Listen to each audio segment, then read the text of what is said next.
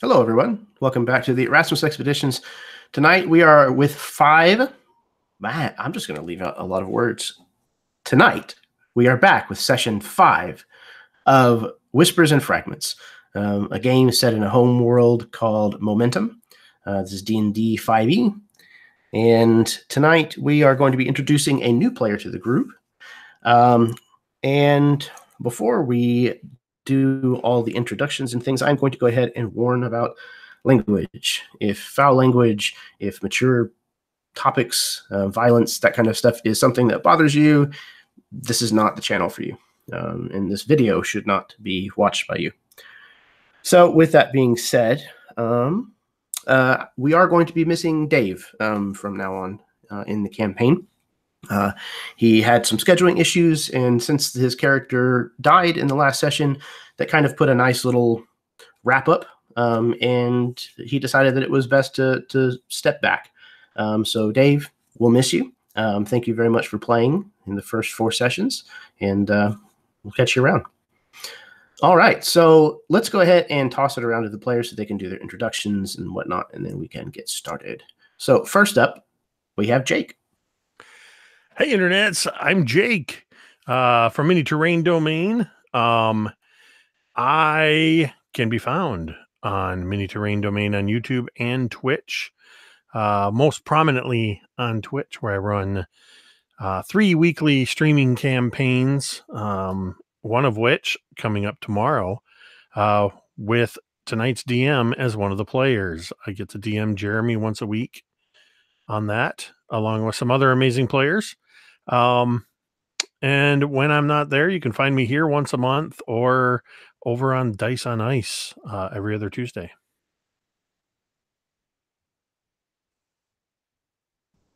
Fantastic. Sorry, I decided I needed a pencil instead of a pen.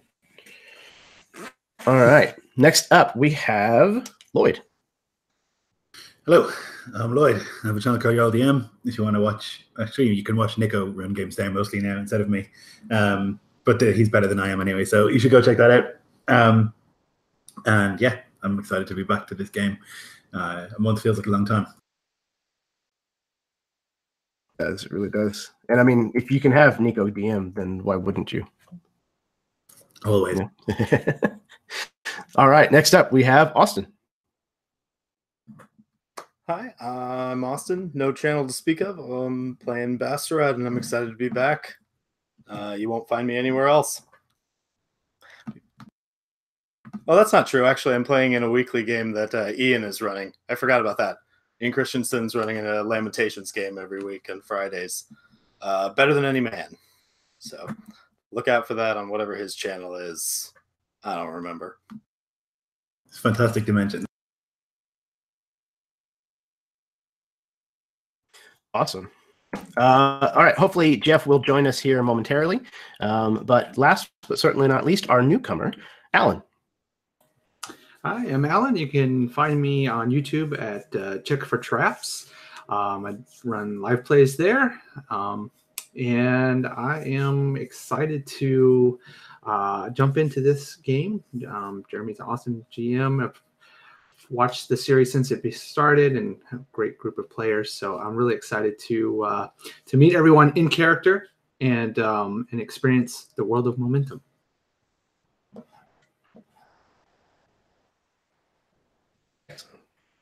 Yeah, man, I'm happy to have you. You're certainly no stranger to the channel, and I enjoy playing with you a lot. So whenever this slot opened up, it sounded like a pretty good chance to invite you back on the channel. So I'm glad you accepted.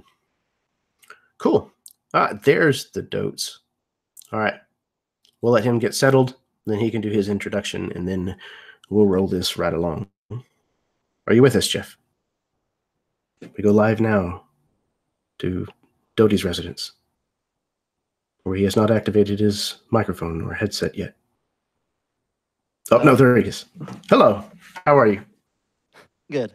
Sorry, I just flipped my audio settings. I figured. Do you want to give your introduction?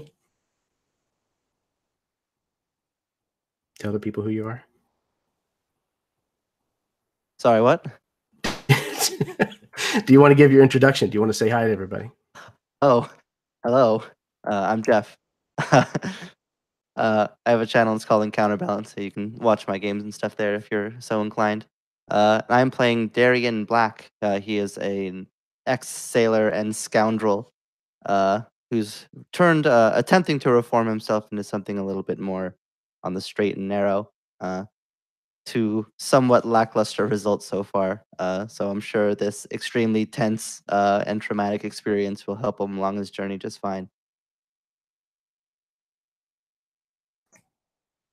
See no possible repercussions for what has happened. Okay. Everybody who has listed a channel, you should be able to find the links to those down in the description of this video. And I wanted to thank everyone for tuning in this evening. If you do not have any questions, then we can go ahead and get started. Groovy. All right. Pictures. Picture pages, picture pages. Come on, draw your picture pages.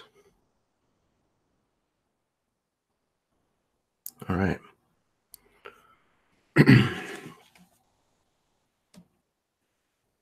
Death brings with it the kind of finality that cannot be argued. It cannot be persuaded with nor lied to. It cannot be hidden from nor bribed. It does not simply sever ties. It is the end of the rope. And it is when goodbye is not possible that death stings the worst. Somehow, even though the dusk has lasted roughly 2 weeks, saying goodbye to the sun's fading light brought no more comfort than if it had suddenly been snuffed out, as was the case with Kalp. As the sun set forever for your friend, you could not help but wonder if these were the last rays of Belorion that you yourself might ever see.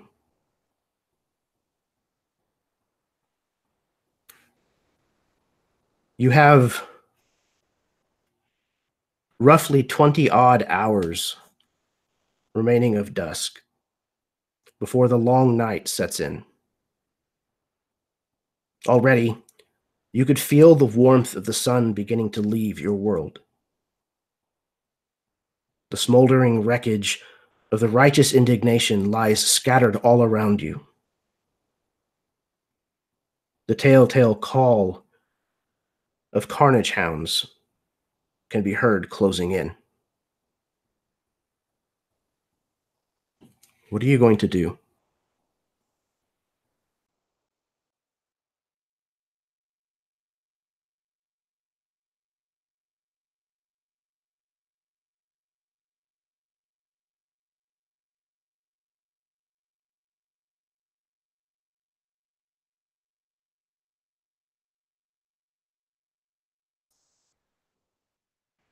So, I believe there were just a couple of you who were still conscious and on your feet. I believe I was. I think that's right. I think it was you and Darian. Yeah. Yeah. Yeah, So, I am, though not by much. because I think I found Vidaros. So Yes. I don't know how to say it. Oh, it's fine. She's only your daughter. Yeah. No. Well, my wife and I disagreed on how to pronounce her name. Absolutely. You know, one of I you called was from her the east. Vidaris, and and was she from the said west. Vidaris, and it's just a whole thing.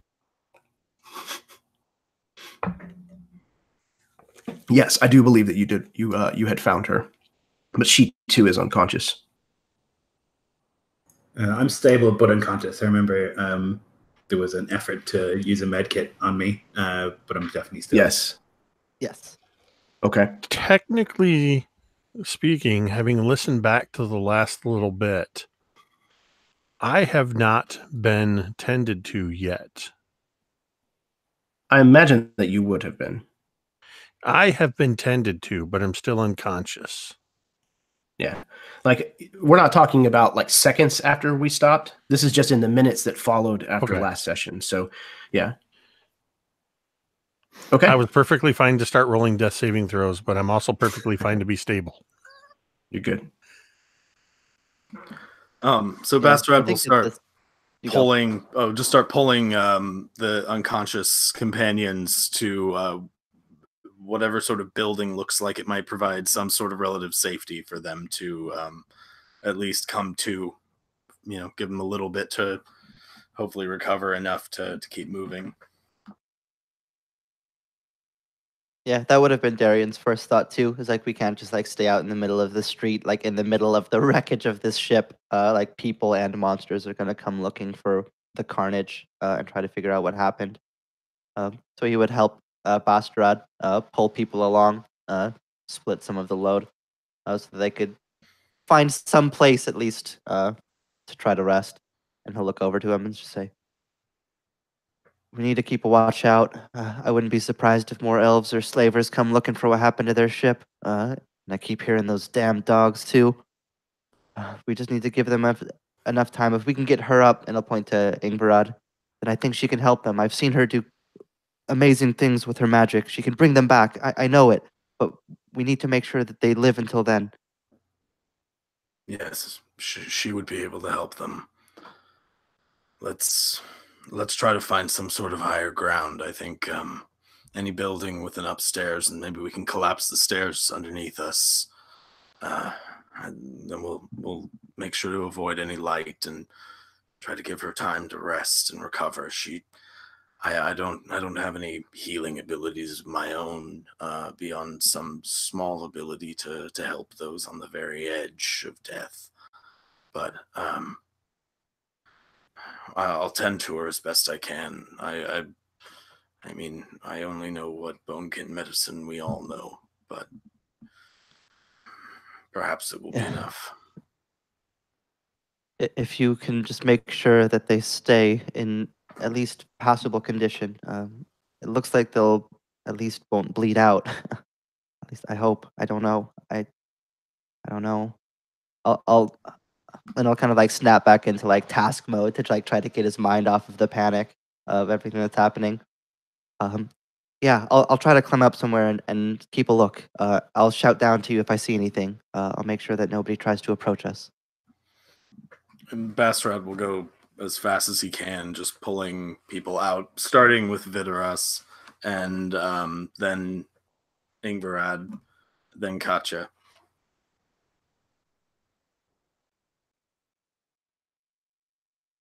Which one of us discovered Kalp? I think Darian did, right? You discovered what was left of him. I did. Did you tell me about that yet?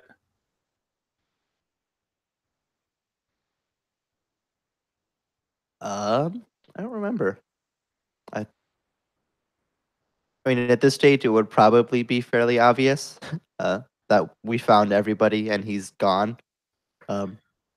Well, because I was going to say after I've gotten all three of them back, Master, I would say I'm going to go back out and see if I can find Kalp. He may still be somewhere in the wreckage. I didn't look too hard after I found Vidaras.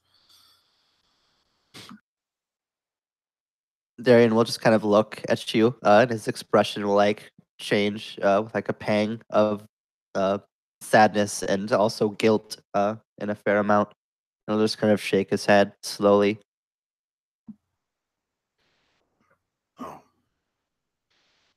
And he'll nod his eyes and just say a quiet bonekin prayer under his breath. He was the first elf I got to know well, and he was certainly an interesting man. A good one, I think. There will be time for sadness later. He'll say, like, hardly choking it back himself. You can see he's like on the verge of like panic at this stage. But for now, we need to make sure that those who are here, who are still with us, stay with us. That should be our top priority.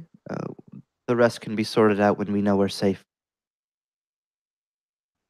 Yeah, Bastrad will go to Ingvarad and sort of start to look her over, see if there's anything that he can do that seems like it might help. Trying to see if there's any wound that is obvious that still needs attention, or trying to figure out what kind of unconscious she is. She got hit in the head or something, or she was like hanging onto the side of the ship when it smashed into the earth. So I imagine she was like flung upwards and they smashed into the ship. Probably broken bones, in bad shape, definitely. I don't have the medical knowledge to set her bones, or I don't know how I can wake her up. Have you? He thinks, have you got any? No, never mind. He just shakes his head.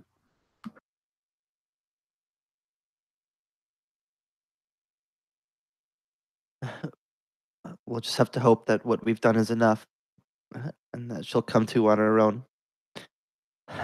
Beyond what tiny bit of first aid we've given, I don't know. I don't have anything more.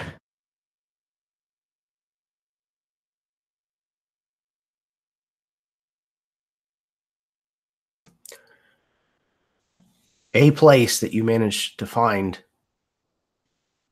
was this old ether tank, this tower that would have stood high above most of the rest of the city and contained an enormous amount of ether. During the collapse, the legs of this thing broke out from underneath of it, and it came to rest kind of on this brass decorative stand that formed the rest of its base. And the top of it is shattered, and there's ether scorch marks covering the inside of the glass, making it effectively opaque. So you can't see through it at all. It takes a little bit of work to kind of get up into this brass fitting kind of underneath through one of the pipes. But you manage to work everyone up inside of there and find a comfortable enough resting place to try and wait this thing out.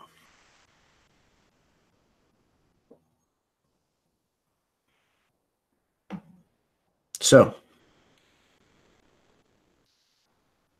an hour at least is going to go by, so you can qualify for a short rest. If you wish to spend hit dice, you may do so. The city around you is quiet for a while, but then you hear loose rocks tumbling, sounds of movement, animals breathing, and occasionally, not distant enough, you hear the help call of the Carnage Hound as they signal to one another and move in a pack around you.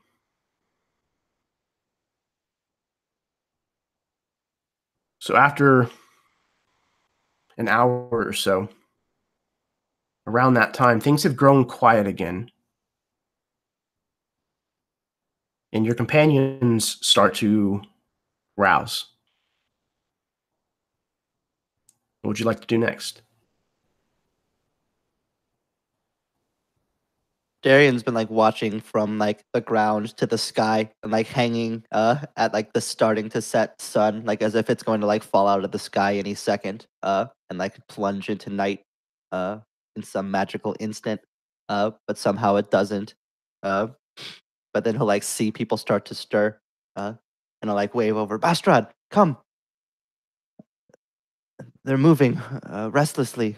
I just hope that it's not just some subconscious body shifting in their sleep, and that it's them beginning to stir. Katya does not rouse, but you would notice that as I've been lying there unconscious, the the black sort of mist that often accompanies my actions seems to just almost emanate from my pores, just very lightly. It's kind of like if you set a block of ice out into room temperature and it has this sort of mist that rises off of it, the steam. It's almost like that, just swirling around. Every once in a while, a tendril seeming to reach out towards someone before it dissipates with weakness.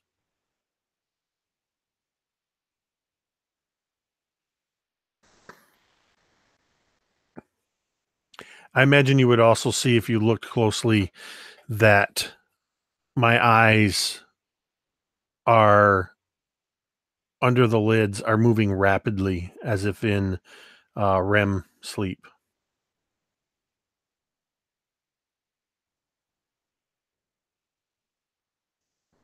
Ingvrad will stir and like notice each new bit of misery and pain.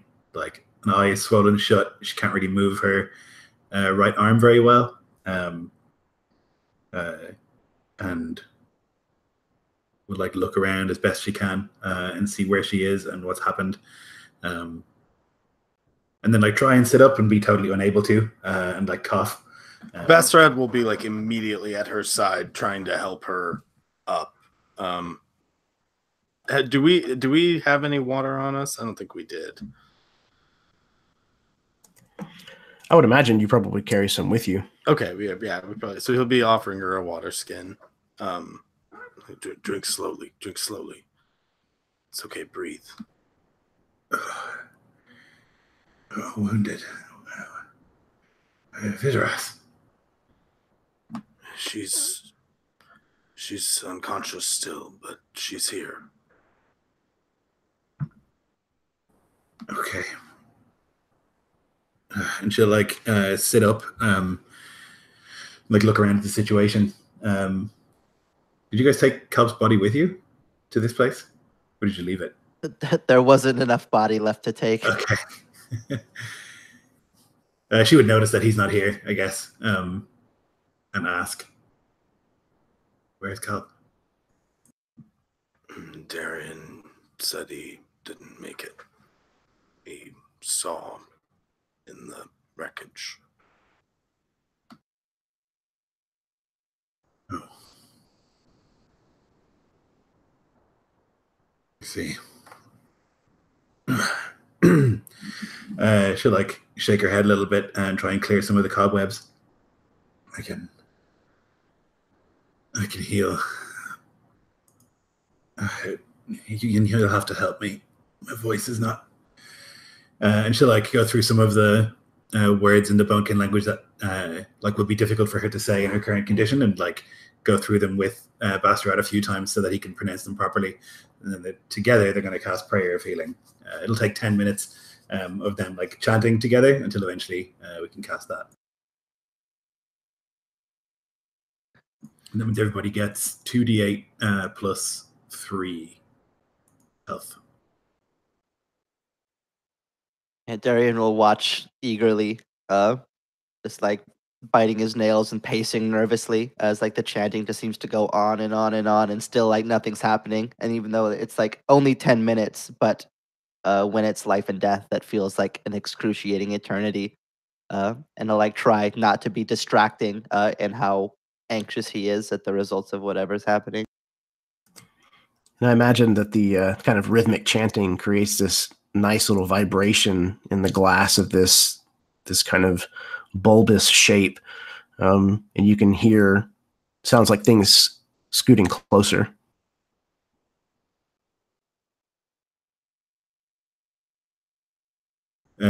When she like finishes the prayer, and she'll like feel it's like a natural feeling she's felt more than once, where like a bone knits itself back together, like under your skin, or like a finger sets itself, and all these little strange sort of crunches and movements until finally like the healing has like finished its effect, and she's able to like groggily stand up and like look around the place.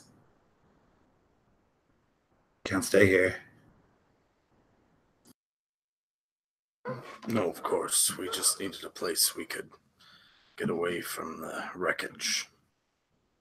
We need to move as soon as possible. It seems that dusk is at its end. We can't be here when night falls. It's already dangerous enough to be here right now. As soon as people are okay to move, we need to go. We need to go. Perhaps before people are ready.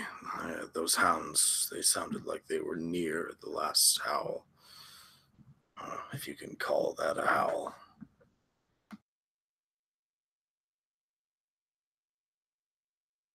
I can heal further if we need it, though. I am exhausted and it's depleted of much of my power. I think at this point, you would have seen during the prayer of healing the black mist sort of gain in strength, solidify, and then at the end of the prayer, it just sort of almost like in reverse, just gets like pulled into every pore of Katya. My eyes spring open, and they're that pure black that you've seen when she uses her powers, and then just like clouds being blown away, they return to their normal green. But for just a moment, you hear Ingvarad, a voice that is a mixture of my normal voice and something else, almost like two people are speaking at once, as I say, "Save your healing, Ingvarad. We may need it later." And then in just my normal voice, "I don't feel so good." Ingvar will like run rather over to Katya's side and like kneel down next to her and like grab her chin and like make her look into her eyes and see what's going on. Doesn't understand what the magic is, but that didn't sound good. The pupils are swirling with a cloudiness. They're not solid spheres. It's that smoke seems to make up the pupils. And after a moment, I would just kind of turn my head like, "Why are you staring at me? I am fine." Shh, shh. She'll like just shush you, and she'll like take out this like totally smashed now vial of ink, but she'll like rub her finger in some of the still wet ink, and she'll draw like this hammer symbol on Katya's forehead to try and like ward off whatever the hell that was. Are you there? You? But that's me. There was a voice. That's my voice. It wasn't your voice. Damn it, where's Kalp?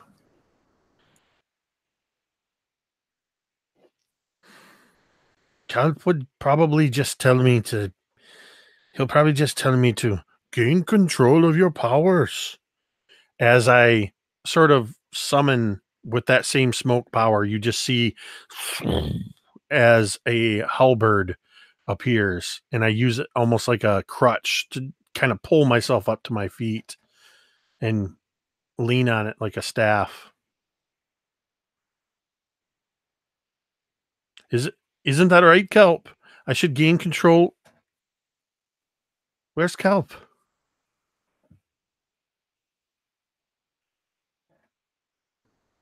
He's gone. Where? Is he scouting?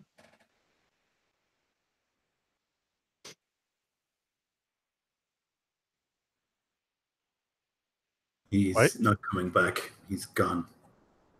Gone. Lost.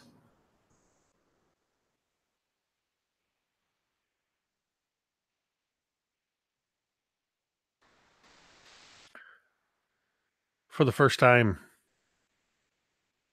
I realize where we are.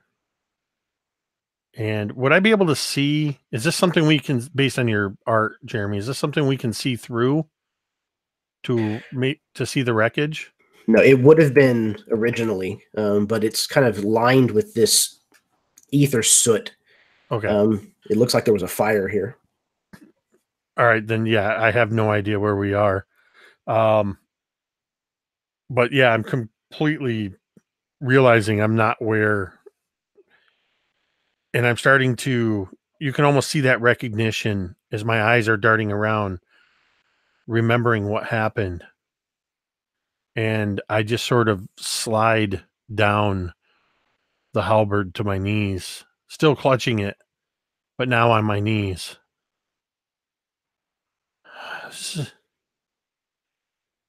This happens in the down under. This does not happen here. The sky, this Ingvarat, the sky and the floating things were supposed to be magical and safe. Not like hell. It's the tragedy. But there are no demons here to grab people from their harnesses. Just supposed to be safe. Kalp's coming back. He's just lost. Like Darian said, it's temporary, right? He's dead. There was hardly anything left of him. Bitteras gives this look of like, really? Is this the... Like, you're trying to make it easier for this poor dwarf. He's dead. He has gone to where the elves go. Ascended.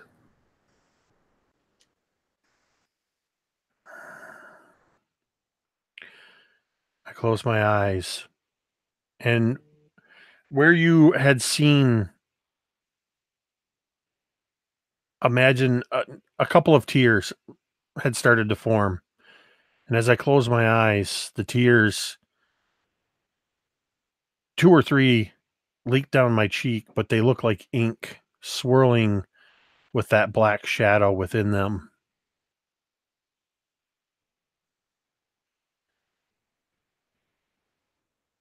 I take a deep breath.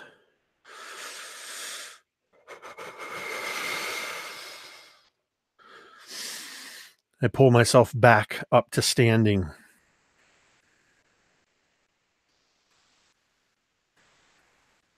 And Ingvarat, if you're still looking at me, you see that it's like clouds are passing in front of the moon, obscuring the green of my eyes, just in this maelstrom.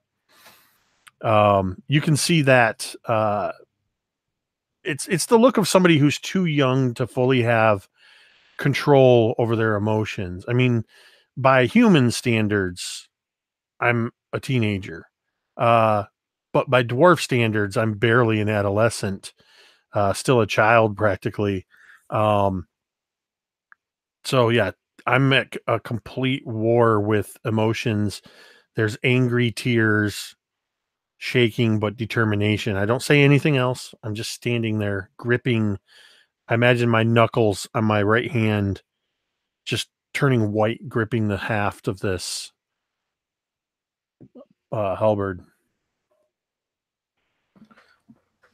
Bastorat is not necessarily the most perceptive of other people's emotions, but he's familiar with anger, and he sees the white knuckle grip and the little flash of the anger, and he says, he just leans in close to Katya. If we must fight, take the anger you feel and use it. It can be your friend if you allow it to. And with just a hint of that dual voice, you hear very quietly, I've already embraced the anger.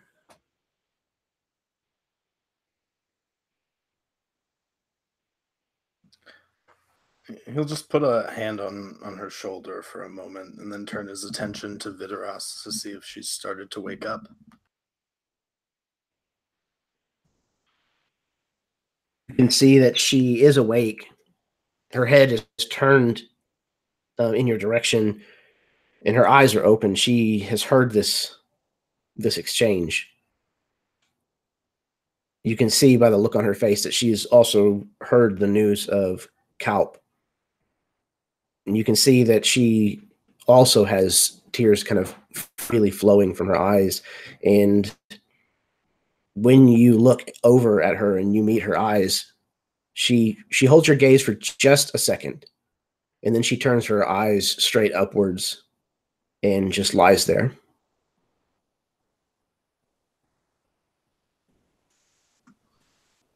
Bastrad will walk to her and offer her a hand.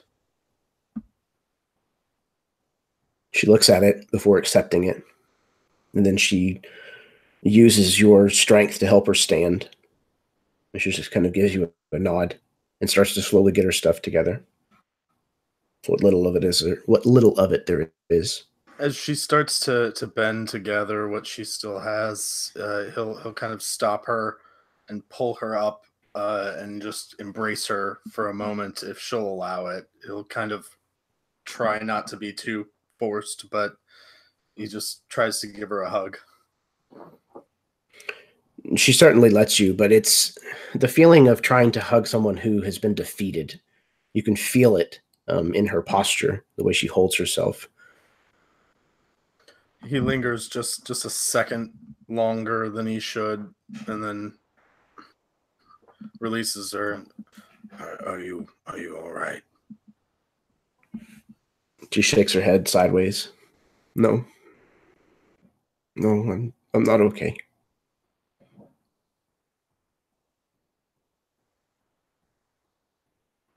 But Of course, we can't stay. no. Auntie Ingvarad is right. We need to go. But where?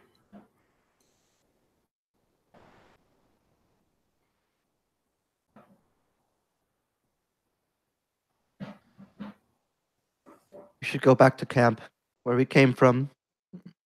At the very least, it will be safe enough safe enough for us to find something else, somewhere to go, something to do. Wherever it is, it needs to be outside of this city. We're going to try to walk back to the camp from here. I can hear those things out there. It's like they sound like they're hunting. It will only get worse if we stay longer. We're going to have to face that eventually. And it'd be better we do it now while there's still some light.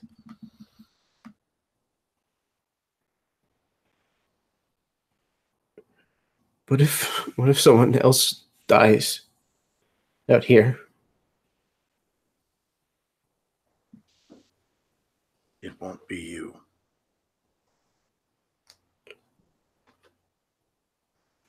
I'm not just worried about it being me.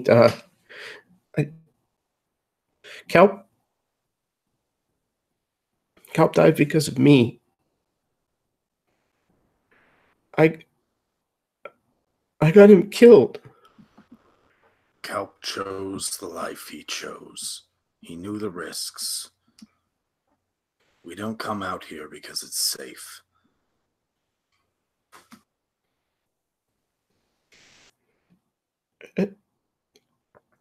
Okay. If you say so. But let's just get out of here. I don't want to be here anymore.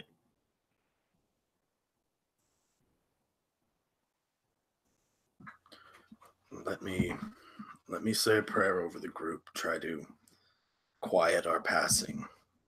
We can step softly and try not to draw any of their attention. We get out of the city as fast as possible. And with that, he'll cast Pass Without Trace on the group.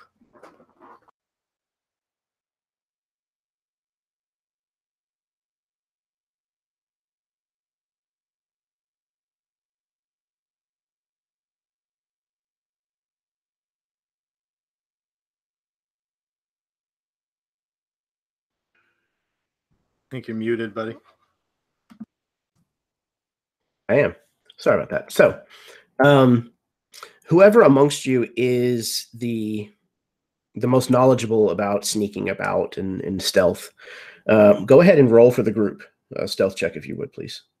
And then I think you get +10. Probably me. Probably. And I think the spell gives you a +10. I believe that is correct. I can double check if needed. Oh, jeez. Yeah, it's insane. Very handy to have. So that is going to be a 30. Okay. So it is with little difficulty that your band is able to return to the barterdom of harvest. And as you return, you can see that there's kind of a big commotion at the edge of camp. It looks like they're bringing in a rather large elven piece of architecture. Almost everybody in the camp has turned out and has ropes of every kind tied to this thing as they're attempting to roll this in. This is an enormous piece of Colossiah bone. This is a piece of Belorion himself. And it has been carved with all manner of religious insignia. They are hefting and rolling this thing any way that they can possibly manage to get this into the camp, especially before night falls. And you can see, even though they toil and struggle, every person is wearing a shit-eating grin on their face. This is enormous pay dirt. And not a few of them seem to be in some sort of almost religious awe in addition to that mirth. So the mentality, the morale in camp seems to be juxtaposed quite a bit to your own morale as you kind of wander back into the edge of the encampment. For the briefest moment, as Bastarad sees this massive piece of bone coming into the barterdom, his grief is almost disturbed for this moment of a craftsman's glee in his eye as he stares at this thing with this sense of awe and wonder at the work and craft that must have gone into creating it. And he almost loses himself in the moment for just a moment as he like kind of stops and just stares at the thing, mouth slightly agape, before kind of realizing that he's fallen a few steps behind the others, and then he sort of shakes himself out of it and starts moving forward again.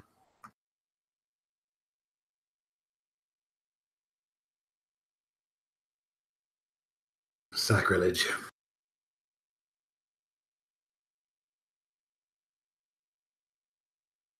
Like Ingvrad's assumption is they're going to like take this like actual bone of a god and like chop it to bits and sell it for whatever, and that seems like insane to her.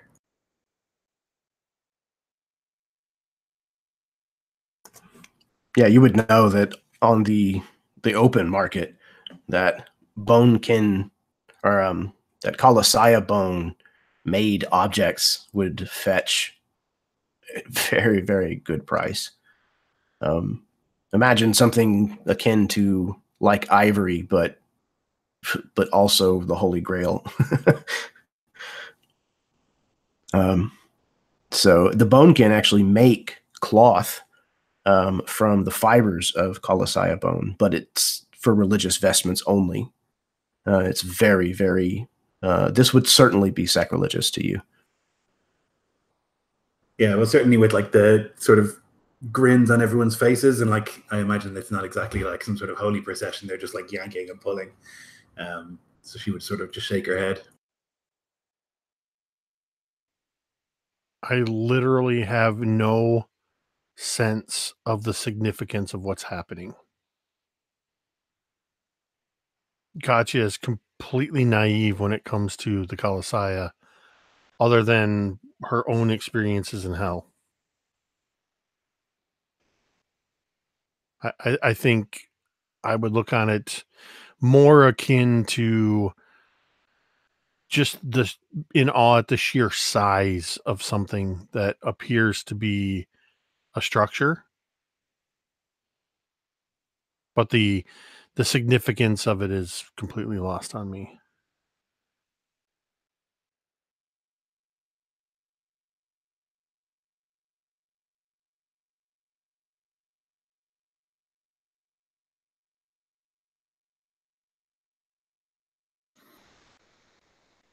Are we just going to stand around looking at that, or are we going to go somewhere and hopefully sleep?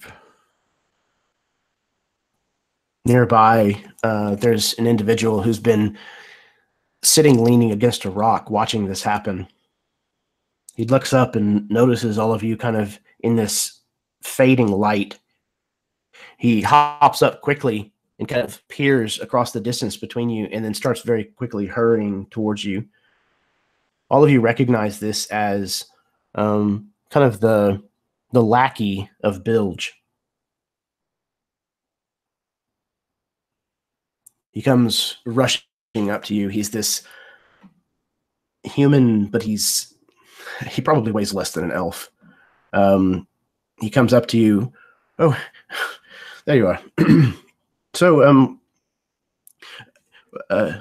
successful expedition. There's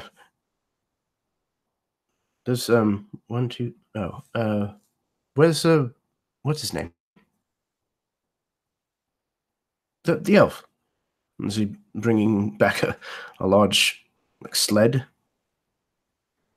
full of? Why is everyone so grim?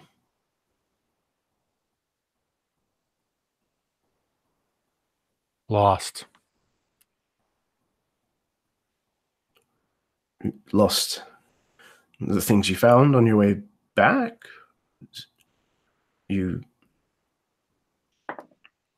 lost Kalp. I see. I'm sorry.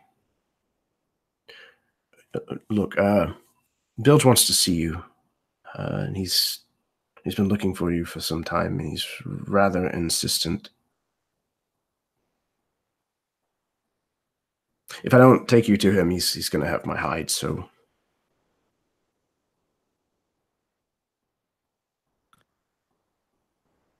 We need to sleep first. It's been hours. So much has happened. Okay, I'll let him know. But he's going to want to see you first thing in the morning.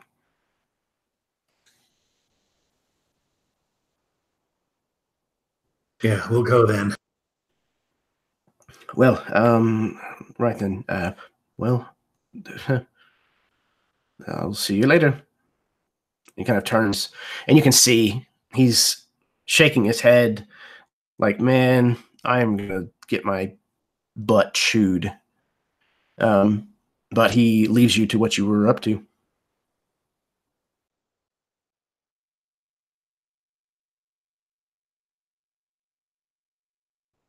So is the plan basically to just head to your beds and collapse? Yeah, I think we have to do that. I imagine that we're just like beyond exhausted, having walked all the way here, and like many of us on the edge of being dead anyway.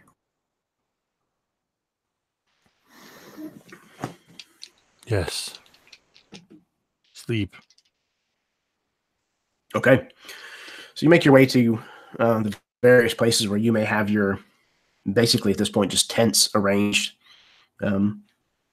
Many of them use partially collapsed ruins, pieces of the city that were kind of flung kind of far from the center of it. And you probably have your canvas draped over one of these small little chunks of rubble. and you're able to sleep, probably very hard. And in the morning, I imagine it's probably not real easy to get out of bed for most of you, but you hear this same individual. Sounds like he's kind of humming to himself, not far from where any of you can hear him.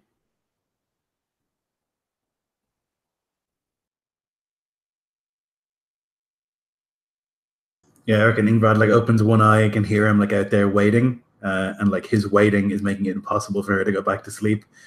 She can like hear him waiting, even though he's not necessarily making any noise. And eventually she'll like sigh and stand.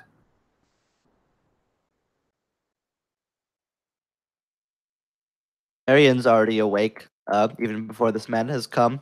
He's already awake, but will like pretend to be asleep. Like if he believes hard enough that he'll be asleep, that maybe it'll happen by magic. Though sleep will like evade him nonetheless. But then eventually, similar to Ingvarad, the like incessantness of the nagging that like awaits them to go see to this matter that he really could care less about right now will prove too much, and his like false pretense of sleep will fade, and he'll begin to like stir and try to wake up. I imagine brutally sore, aching everywhere, places that he didn't know that he could ache. I wake up surprisingly upbeat, physically able to move around. I think a combination of the young age and the fact that I'm used to long days of hard physical labor mining in the down under. There's definitely a stiffness there, and I'm still sort of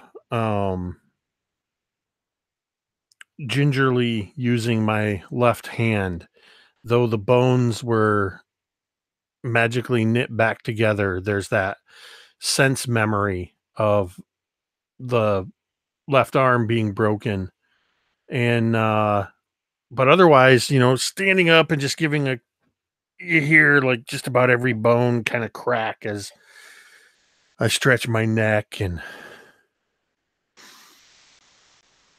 head out, looking. I would imagine probably, and this would probably be fairly common, immediately going to wherever Ingvarad is to see if she's awake yet.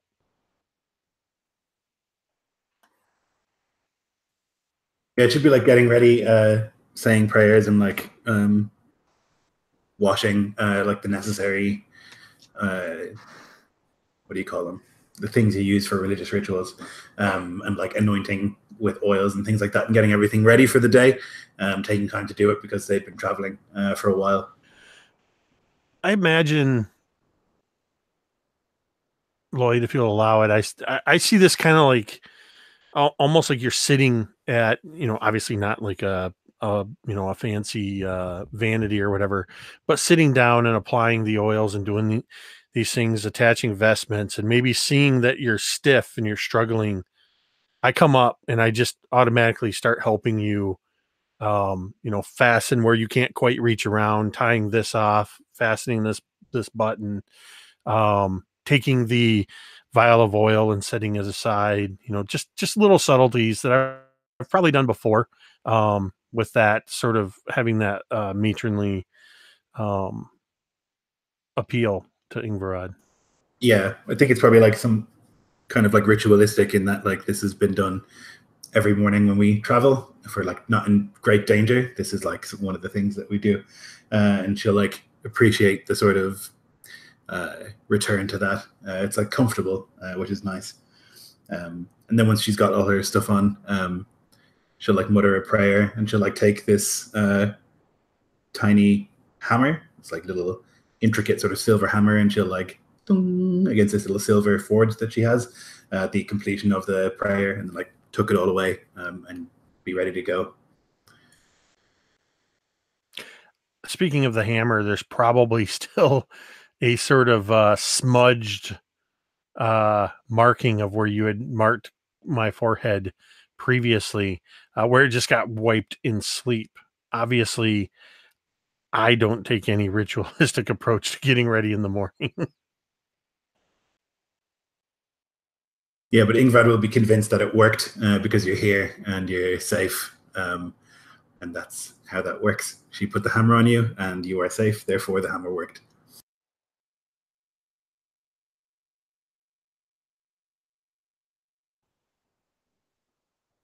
So as you... Oh, go ahead. I would just say to Katya that we should go and speak with Bilge. Yeah, because that's always fun.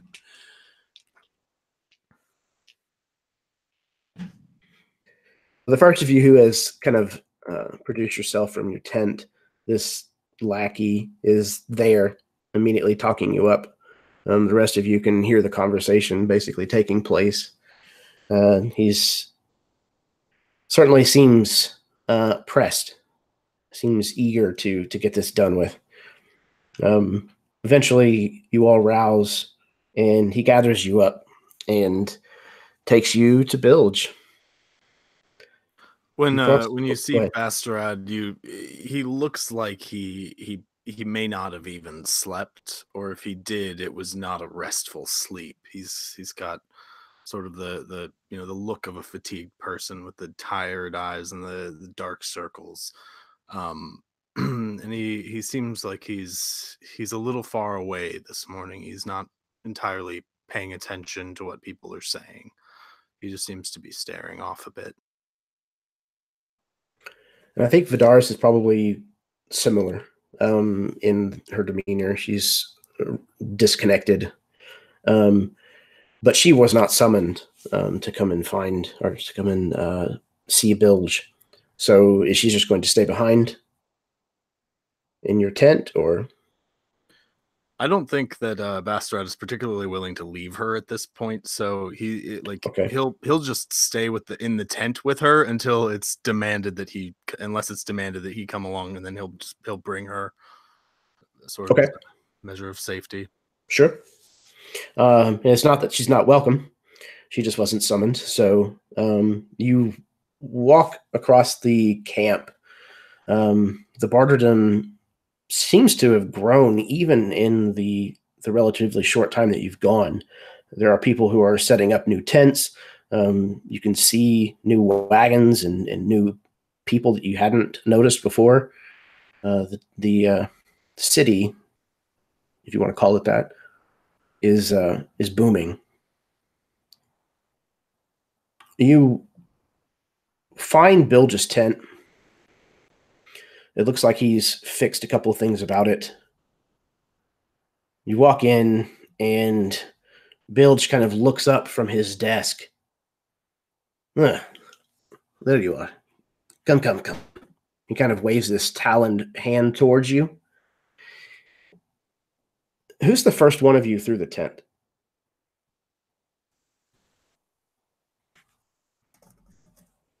Definitely Gotcha. Okay.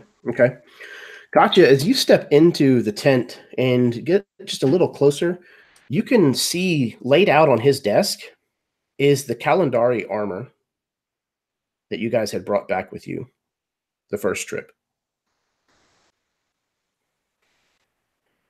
He kind of clears his throat and kind of casts his eyes to the side. And as you turn, you see posted up on either side of the entrance on the inside of the tent are the two shapes of Kalendari. The heavily armored religious zealot elves that hunt relics that you've had one too many encounters with. Too many encounters with, perhaps. Then you start to realize that they're not the only ones in this tent. There are 6 of them total. And another figure who turns in one of the chairs facing the gremlin's desk. This one is dressed differently. And as she turns, she rises to her feet and regards all of you as you enter the tent.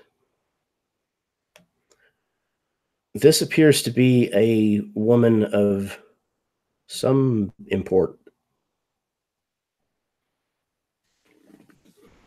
As you enter, she says, "Oh, welcome. Please, come in, all of you."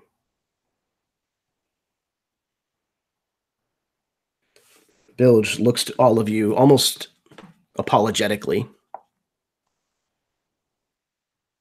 Yeah, Ingrid feels that she's been set up, that we've been sold out, and her hand will go to the hilt of her hammer as she doesn't go to sit. He raises his green scaly hand, kind of waving it no, no, no, no, no, no, no, no, no.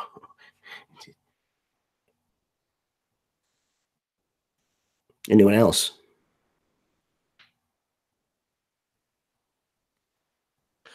I think Darian couldn't help but have the same reaction. Like his hand will fall down to his side, where the blade sits. His fingers kind of hovering just on the edge of it, and his eyes will look glaringly at Bilge, accusatorily. Bastarad will put himself in between these people and Vidaras, and sort of try to back a little bit towards the door if he can. What is this, Bilge? It is not what it looks like. This is Cardinal Everzad of the Kalendari. Ingrid will just explode into flame with rage that this person is here. This is the person who doomed her sister to that fate, and she will just stare with seething hate at this person.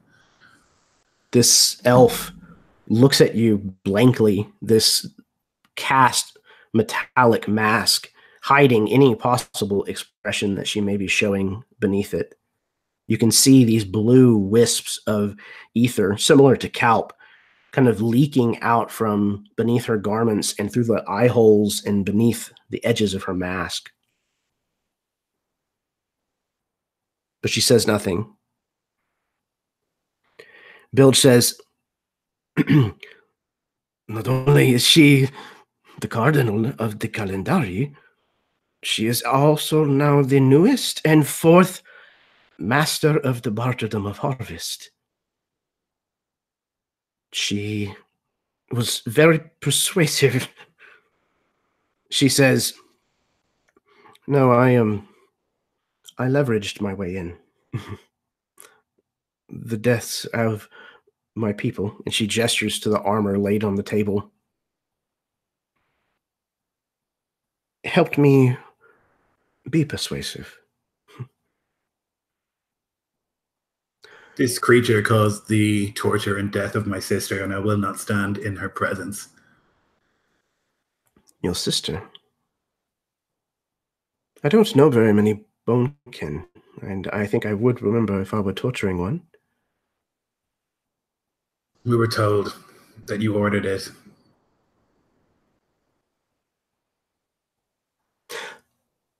Oh, you mean... Of course. Do you refer to the broken? So, that was you who was on the Righteous Indignation.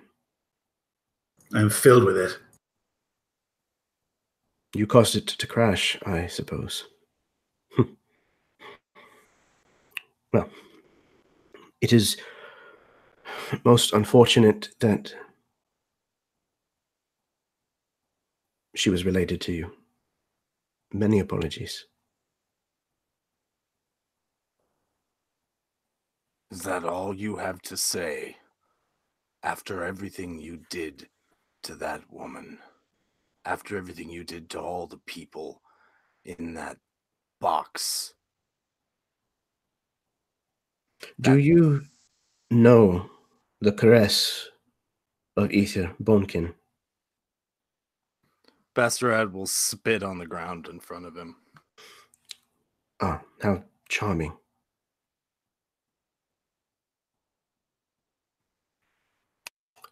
Ether is life. It was given to us by the Colossiahs so that we may live. To refuse such a gift would be blasphemous.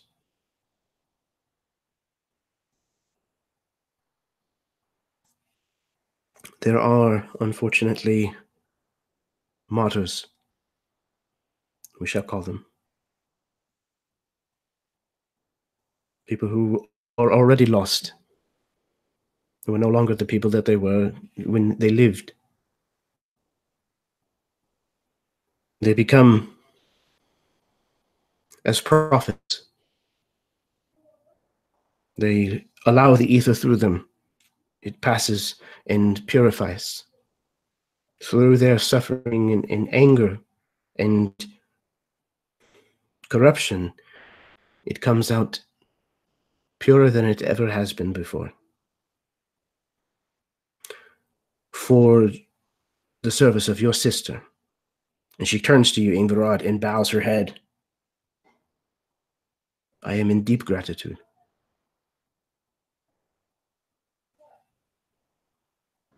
This is nonsense. Your perversion and cruelty is not sacred. It is profane. And I in no way accept your apology or this twisted gratitude for what you did to those people, what you did to my sister. And I will not tolerate being in the same room as you. And then she'll nod to Bilge and turn to go. The guards at the door move to intercept you. They cross their weapons, and she raises her hand and waves them off. They fall back, and you are able to leave.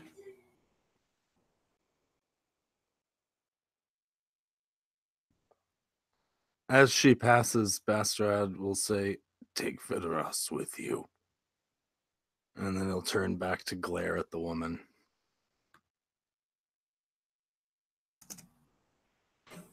Lovely daughter. Is she your daughter? I have nothing to say to you.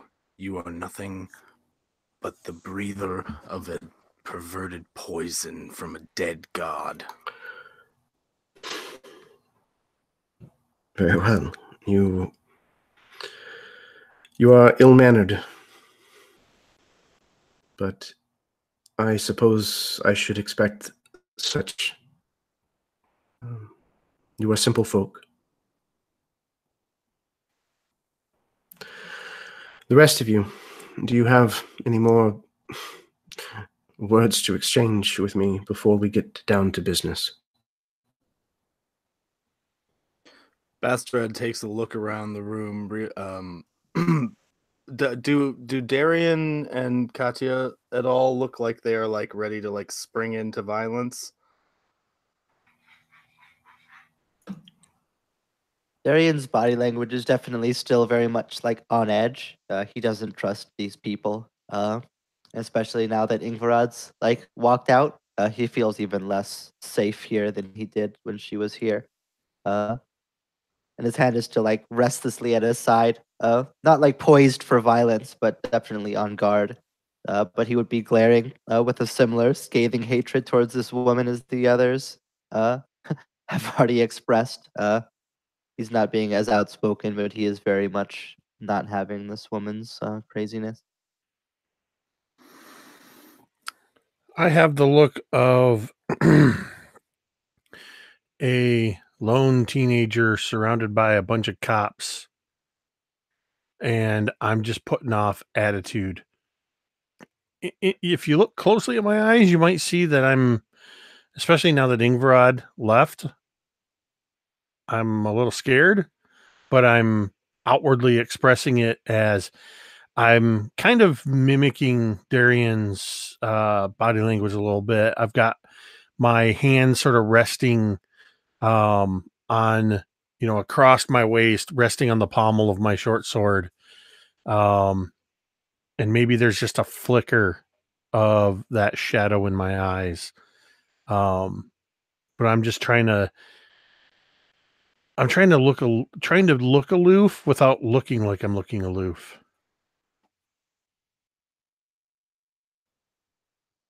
And we're outnumbered 2-1, right? Okay. So Bastrad will hold himself for now, and but stand his ground. Seeing that no one has anything else to say, she sits back down in the chair she was in,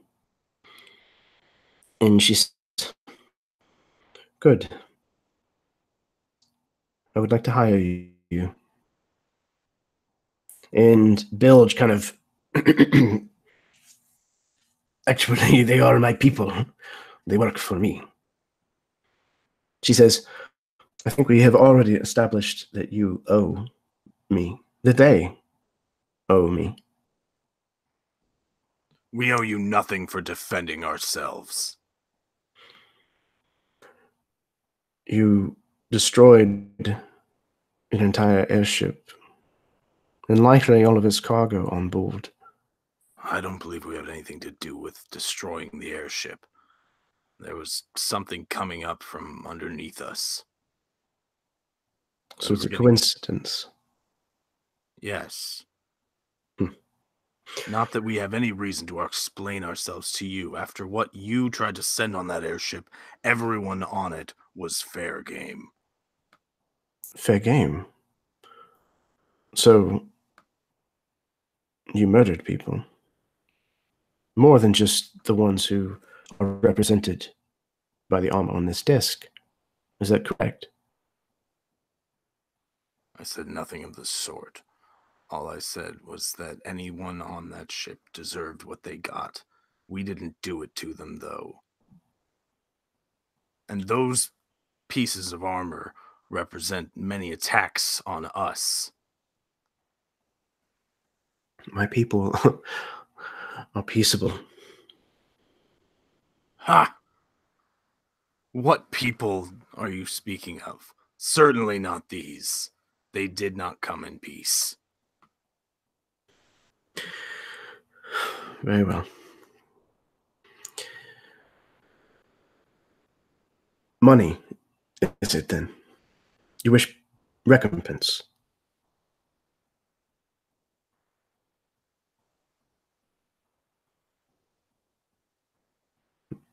No. Very well. So, I suppose you have no choice. You'll leave the martyrdom immediately.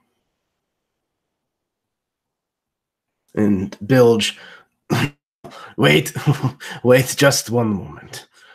There's no reason that they need to be exiled. She turns in her chair to look at whichever of you that she can meet. Kind of puts her gloved hand kind of on the chin of this mask. Is there not a reason? You spilled blood of ours.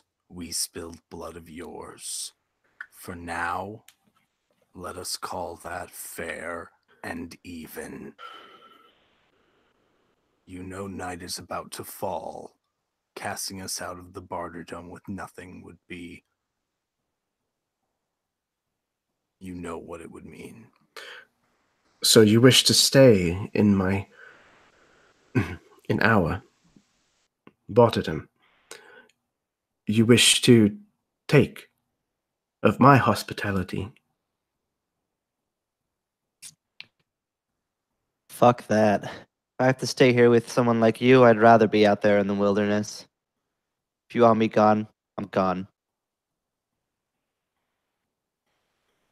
I would prefer that you work for me, but there seems to be little room for compromise. How do you expect me to compromise with the monster that murdered my wife? Whenever I left the ship, she was very much still alive. Were you the one? Were you the one that introduced her to it? Did you feed her the ether Did you give her her first taste of that monstrous poison? No, I did not. When I found her, she was already a broken. As I said, we do not take sentient filters.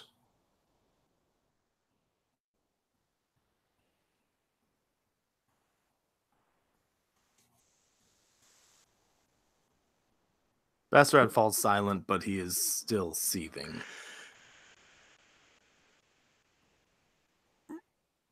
Would it be okay if we took a few minutes to talk amongst ourselves? We seem to be having a bit of a disagreement. As I'm looking at Darian and Bastarad and sort of over my shoulder at where Ingvarad already left. Of course. I can give you an hour if you wish it.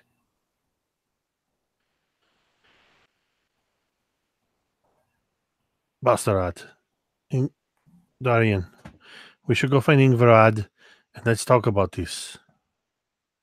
Oh, I almost forgot. Come here, Captain. One of the Kalendari steps forward. She kind of reaches up and pats him on his upper arm. This is Requisition Captain Harun Ashad. He has been assigned to your party. He will go with you. Wait, all right, Captain. You're giving us a babysitter?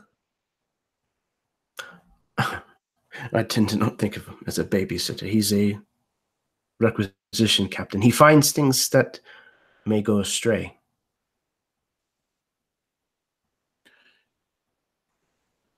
A requisition captain. He sounds like a babysitter to me. So as this requisition captain has stepped forward, Alan, what do we see? So we see a tall elf who is bald, tan of skin. But unlike the other Kalendari, he's not wearing a faceplate mask. He does not wear a mask, though his eyes do burn with a bluish ether. He wears a set of chain and a white with gold trim tabard with the emblem of the Kalendari, a worn battle shield. At his waist, he has an empty scabbard and a leather-bound holy book at his side. And in his other hand, he wields a warhammer. He bows with deepest respect to the four of you. Many blessings upon you. I am Harun. I understand your hostility. But please, there has been already enough suffering. Don't you agree? Cardinal, I will go with you, but I mean no intrusion upon your party. No harm, no ill will.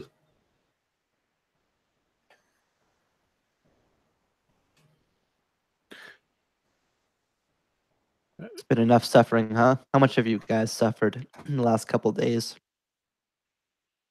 I'm sure we're all on even terms. Roll his eyes. I grab your wrist, Darian, or more like your sleeve.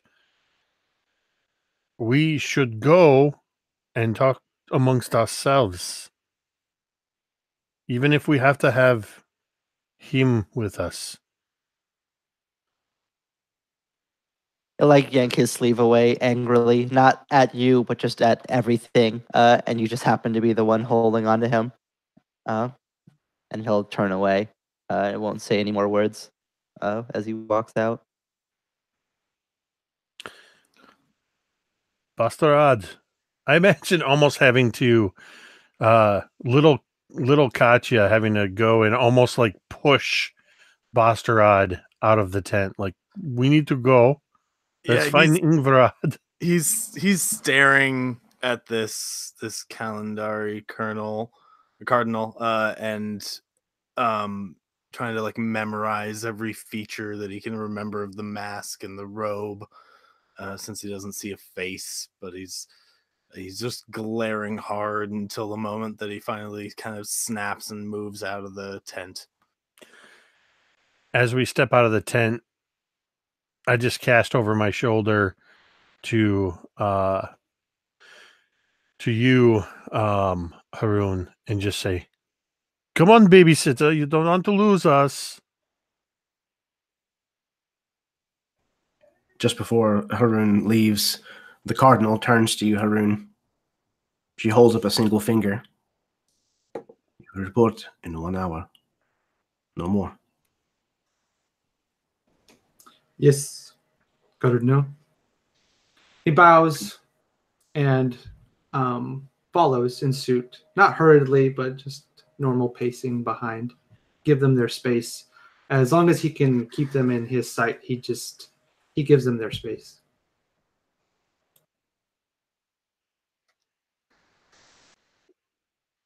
Now that we're outside, do we see Ingvarad anywhere, or did you storm off somewhere? I think she probably would have stormed back towards the quarters. She's like not interested in being near these people, and she's like too angry to like be near there. She thinks she'll cause an issue. If I know Ingvarad, she's probably back amongst her holy items, somewhere she can find comfort in this place. We need to go talk. I have an idea. Don't look so shocked, Darian. Even if you didn't look shocked, she just says that. And I start marching off toward Ingvarad's tent. Ingvarad, you would see as I come in ahead of the others, probably just by a few, maybe a few seconds. You left right before it got good. We have a babysitter now. And the tall one with the mask wants us to work for them. Absolutely not. No, Bastarad and Darian looked like they were about to throw down and get us all killed. Thankfully, they did not, but I have an idea. Mm-hmm. Have you come in at this point? Yeah, I imagine Darian was just a couple strides behind you, and would like slip into the tent. Do you come in the tent with us, Haroon? Yes, I would imagine, like as the last of you enter, he would step in slowly, kind of like his hands parting the flap tents, just to show that he's not wielding any weapons or anything as he enters in behind. This is Haroon. He is our babysitter. You can stand over there in the corner, as far away from us as you can. At that moment, when you introduce him, he looks at Ingvarad, and Ingvarad, you can notice that there's a moment of recognition. He knows who you are, and you remember who he is. And he looks at you with great intent. Ingvarad, it has been many moons, and I thought I would never see you again. The gods have blessed me to gaze upon your visage once more. I could not say anything before, for fear that, well, you would be in even more danger than you are now if the Cardinal knew that I know who you are.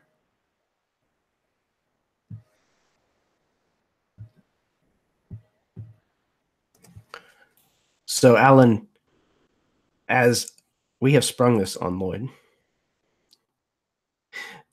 why don't you? How about you tell Lloyd how the two of you know one another? It's like one of the situations where somebody knows your name and you're like, hey, you. Hey, guy. So, Haroon and Imgar know each other because many years ago, Haroon had led a small band of Kaladari to your Bunkin tribe in search of a particular relic, a Rosetta Stone that deciphers Colossiah texts. During the incursion, all of the Kalandari except for Haroon died in battle, and Haroon was captured. Though he was very wounded, he was imprisoned, and during his imprisonment, your mentor Karast, and you as well, begrudgingly, mended his wounds, and during his time, had many philosophical discussions, and eventually Karast kind of showed him the Bonekin ways. He learned the language and come to understand the religious practices of Akun. It was then, during that time, that Haroon and Imgard had a budding relationship. Nothing serious, but there was something there. And as Haroon left, he gave up his sword, hence why he carries an empty scabbard now. And at that moment took an oath of redemption, kind of casting off the zealotness of the Kalandari, though he couldn't, obviously that's his people, so he couldn't give up his people and had to return to them.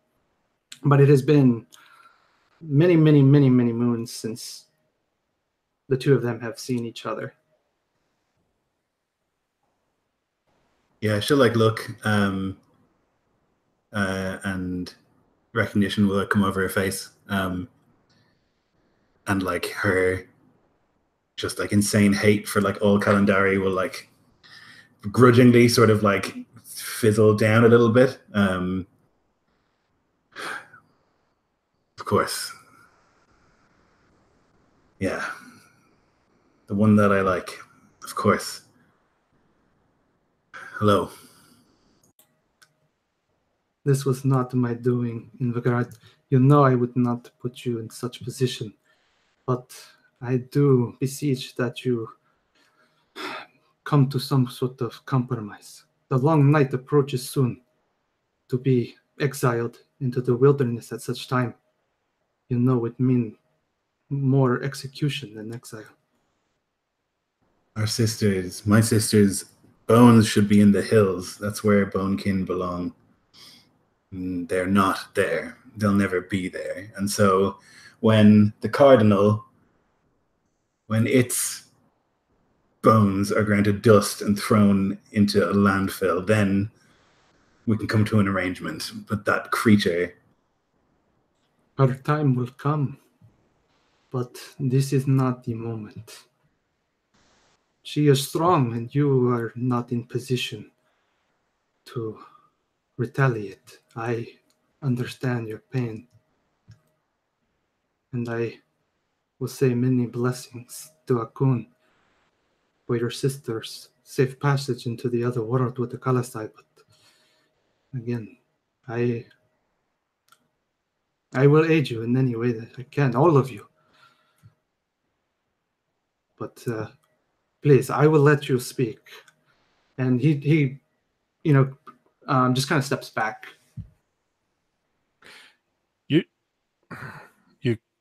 Well, damn it. You kind of took you stole a little bit of my thunder, to be honest. So I was Ingvarad, Darian Basarad, and apparently the babysitter. I was going to say, when I know you don't want, none of you seem to want to work with this cardinal, but the choice was exile and I do not want to be exiled. When we weren't exiled, we did not do so well surviving out there. So I was thinking the Cardinal reminds me of... I've had some real assholes for foremen working in the Down Under. And sometimes you have to work for an asshole. And you just have to tolerate them and hope that a demon pops out from the shadows of hell and bites them in half, and they fall into the abyss. Sometimes that happens. Sometimes something else happens, and you blame it on the demon. But for a while, you just have to work for the. You have to work for them, smile and grin and bear it, and then wait for an opportunity. And the whole time, we will get stronger. We will have more money, perhaps, to be able to actually go somewhere. I don't know. I know I'm just a kid. I know you all look at me like I'm a kid sometimes, but I have been working in the Down Under for a few years now, and I've learned things too.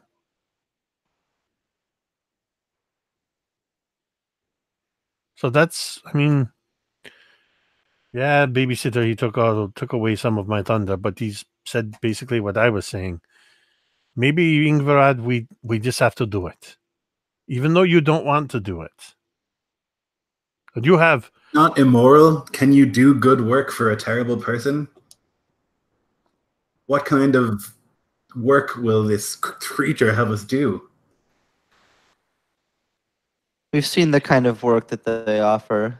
Slaving, stealing people away, forcing them into labor, capturing corpses of loved ones and forcing them into experiments. What makes you think that working for these suddenly will be doing great, glorious deeds, accomplishing great under a great partnership? No, it's going to be more of that stuff. That's what they do. No, this is not our way. This is the Cardinal's way. Not all of the Calendari share in her view. This I can promise you. Though she has gained much power and now holds mastery over the Bartadem. There are those who seek to relinquish her of her position. Again, I have aimed to do this, but I cannot do this alone. There are only few of us. Ingrid wants to say something about how like one member of the Calendari is the same as all of them, but knows what it's like to be part of a religious order, and knows that like you don't get to make those decisions, and knows that like there are schisms within, and wants to like lash out, but like thinks about it and just doesn't. Ingvarad,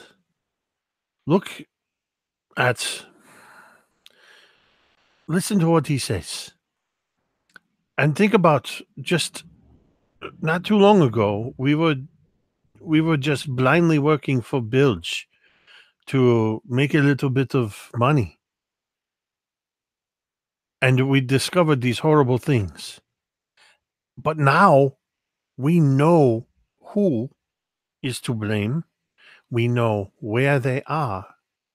And we have the opportunity to work right under their nose. If we can earn her trust, she could put us into places where we could... What is that word when you try to break things from within? Subterfuge. Sabotage. Sabotage. Yes. You did not hear me say that, babysitter.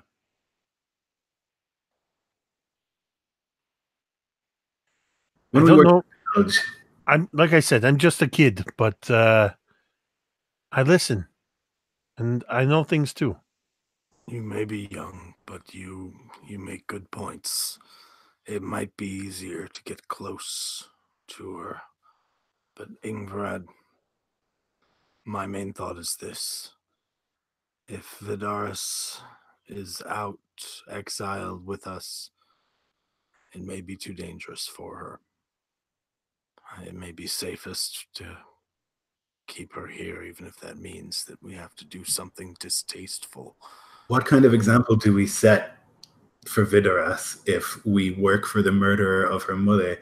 And for what? It makes no sense to me. It's impossible, morally, not. And there's like tears in her eyes, and she like shakes her head sort of, and like will step away from the conversation. She's like not able to properly express what she's thinking. Haroon steps. This is exactly the Behind her. sort of thing that I wanted to get away from. I've lived this life, planning, plotting, scheming for whatever the next break will be. Theft, murder, smuggling. I've done all that. I ran away from it because of how horrible it is and what it does to people. What it did to me. If we go back there and plan to bring down their organization, to murder her in vengeance, I'm just the same person that I was then. The person that I hated and still hate. That person's still there in me somewhere. I'm with Ingvarad. I don't like this. No, not murder. There has been enough bloodshed. She will pay for her crimes, but I do not seek her death. Stepping up That behind makes Ingvarad. one of you. I seek her death. She wants to ascend. They all want to ascend to whatever they think is beyond. We've talked about this before, and if we can stop her doing that and keep her corporeal form here, that's worse than death to them. You hear a sudden metal clanging sound as I drop my short sword onto the ground. So you hear that just that kind of ringing metal sound. And as you all sort of look at that sound, you see that metal?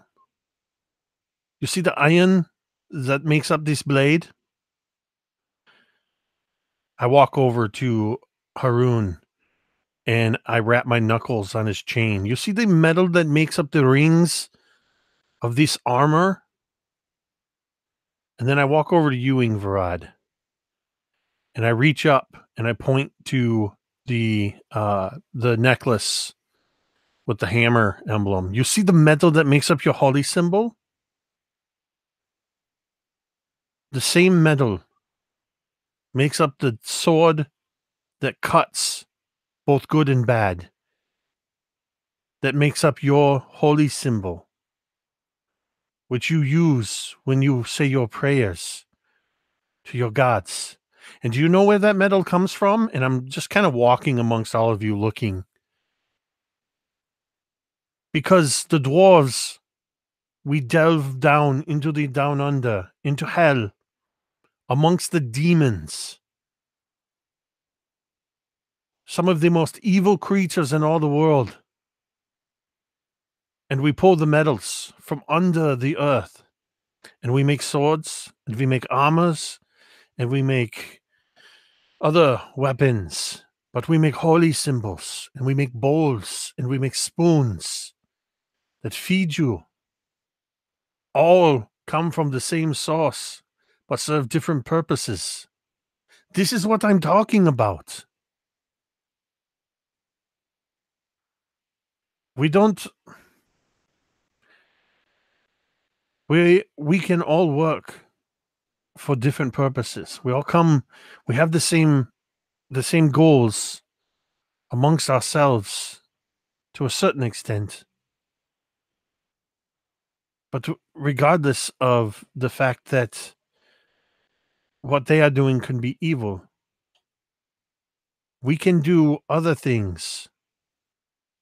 We can be put into positions to be used in other ways.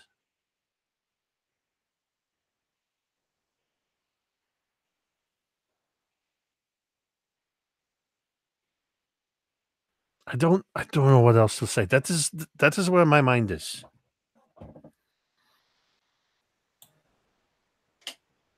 Ingberad.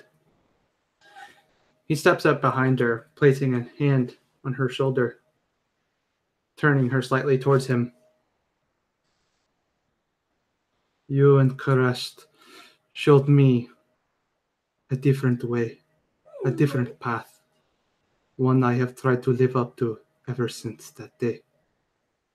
And he reaches in and he pulls out the holy symbol that's on a thong around his neck. And there hangs a hammer of Aun. You gave me this hammer before I left. I have never taken it off. If I can choose a different path, then others can too as well. Please. Do this.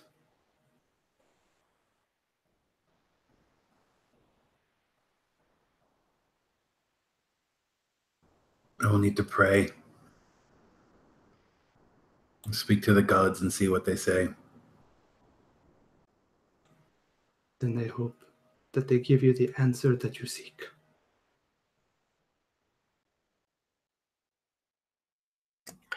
That is where we're going to take a break.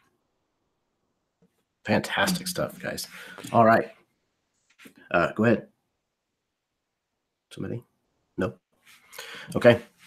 Take 5-10 minutes. Go to the bathroom, refill your drinks, kiss your spouses, smoke them if you got them, etc., etc. If you're watching this evening, thank you very, very much. If you're watching in the future, thank you as well. And we will be right back, and we'll finish up the second part of this. Stick around.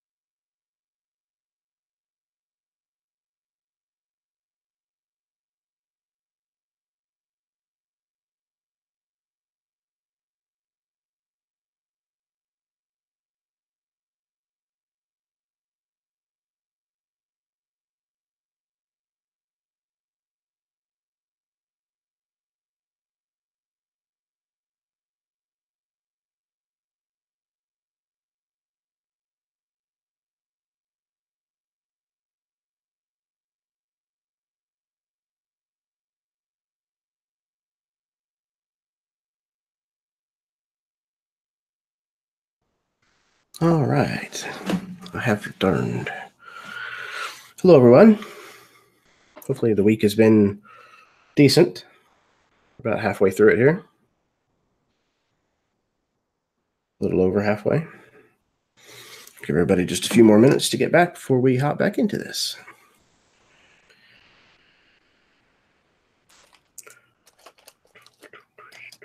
It's been fantastic stuff so far.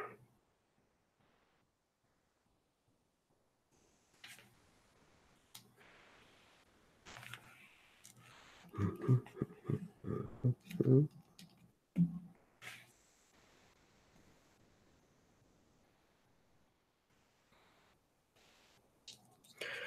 was just talking with my wife not that long ago.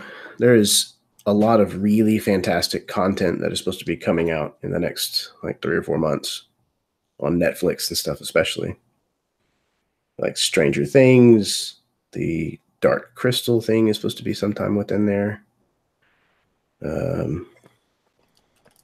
What else? Oh, Game of Thrones. Have you watched Love, Death, and Robots yet? Yes, we just finished chewing through that the other night. We watched. Good. Yeah, it was fantastic. We watched the fourth one first because that's the one that I had heard the most about, the one that was with the mechs. And I was like, holy crap, that was really, really good. A lot better than I was expecting it to be. So then we went back and started from the beginning and just watched through all of them. What was the first episode for you? Sunny's Edge. Because Netflix is experimenting with that show for some reason. There's 4 different episode orders. Huh. That's interesting. For me, Beyond the Aquila Rift was the first one. Sunny's Edge is like number 4 or number 3. Oh, wow. That's really interesting. It's supposed to be based on your viewing history. So depending on what type of content that you've been watching, it's supposed to select a certain order. So if you were more interested in like sci-fi, then it would start kind of off with those. Or if you're like more into horror. So that's really interesting. That's what they were playing with. Yeah. It's a cool technology. Well, I remember watching it and thinking, this is a lot like the old Heavy Metal. Yes. And then I read it was actually originally conceived as a reboot or remake or continuation of, I'm not sure, of Heavy Metal. It was perfect. Oh, shit. Well, I'm definitely watching it now. Oh, man. It is not every episode is gold, but there's a few that are just pure gold and there's some that are just really good. I've got the soundtrack on, there's a soundtrack playlist that I've got on continuous repeat and in my truck. And then I'm on my second watch through of the episodes. What show is it? Love, Death, and Robots. Oh, yeah. Mm-hmm. That suits. That's so good. It's just incredible. Sunny's Edge is I would watch an entire show based around that. Me as well. There's several of them where I was like, I'd play in that setting. Oh yeah, Suits is brilliant. Oh, good. A unique art style, but just oh my gosh, I want to run that in Mecha Hack. I want to play in that in Mecha Hack for sure. It felt like StarCraft, you know. It had those kind of country like notes that you see, and then someone runs over a Zergling or something. You know, it felt like that. All right. Looks like we've got everybody back. Are you all ready to get back into this?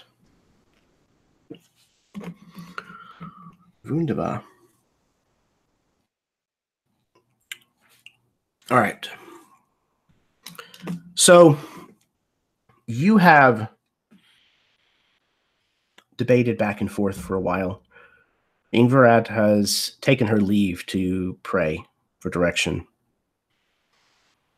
And you would know, Haroon, that the hour is running thin.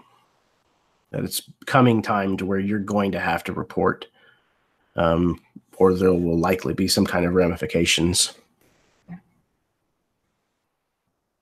So what does the scene look like as we kind of check back in?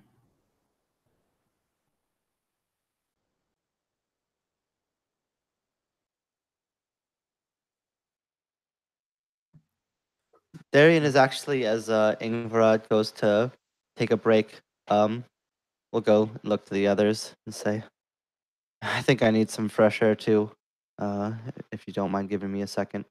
And he's actually going to go outside and try to find Ingvarad before she gets too deep into the prayers. I don't know if you want to do that now or after, though.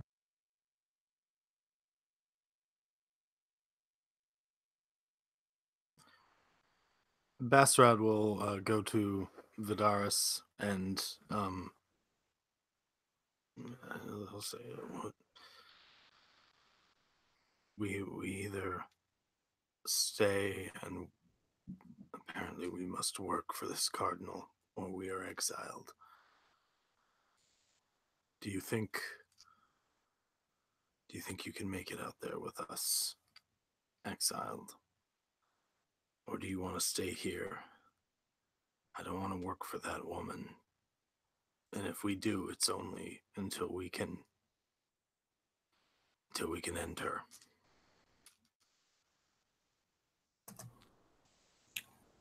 You're going to kill her? You saw what she did to your mother. I know, but still, you're just gonna murder her? Is that not what you would wish? I thought you would want me to avenge your mother's tortures. I'm angry. I'm very angry. I don't know if killing her is the right. It doesn't feel right.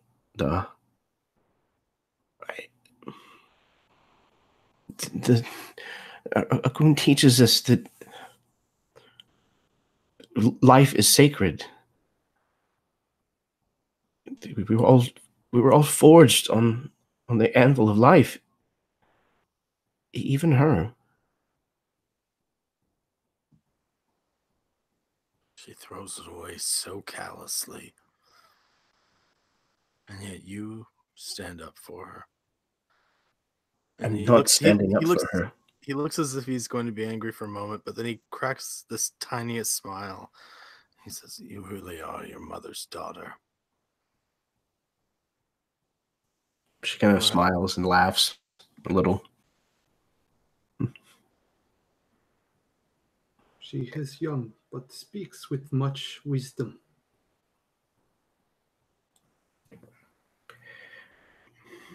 She kind of looks embarrassed at the thought that someone had overheard part of this conversation. Bastarad just glares at Haroon.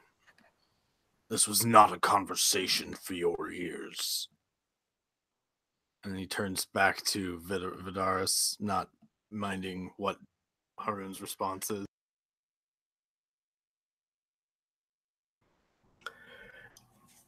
I don't know if I can make it out there. If it's as bad as it was inside the city, traveling at night, that's not something I've ever done, Dad. I've never seen a night. No, I suppose not. Very well. Then, well, we will see what Ingvarad has to say.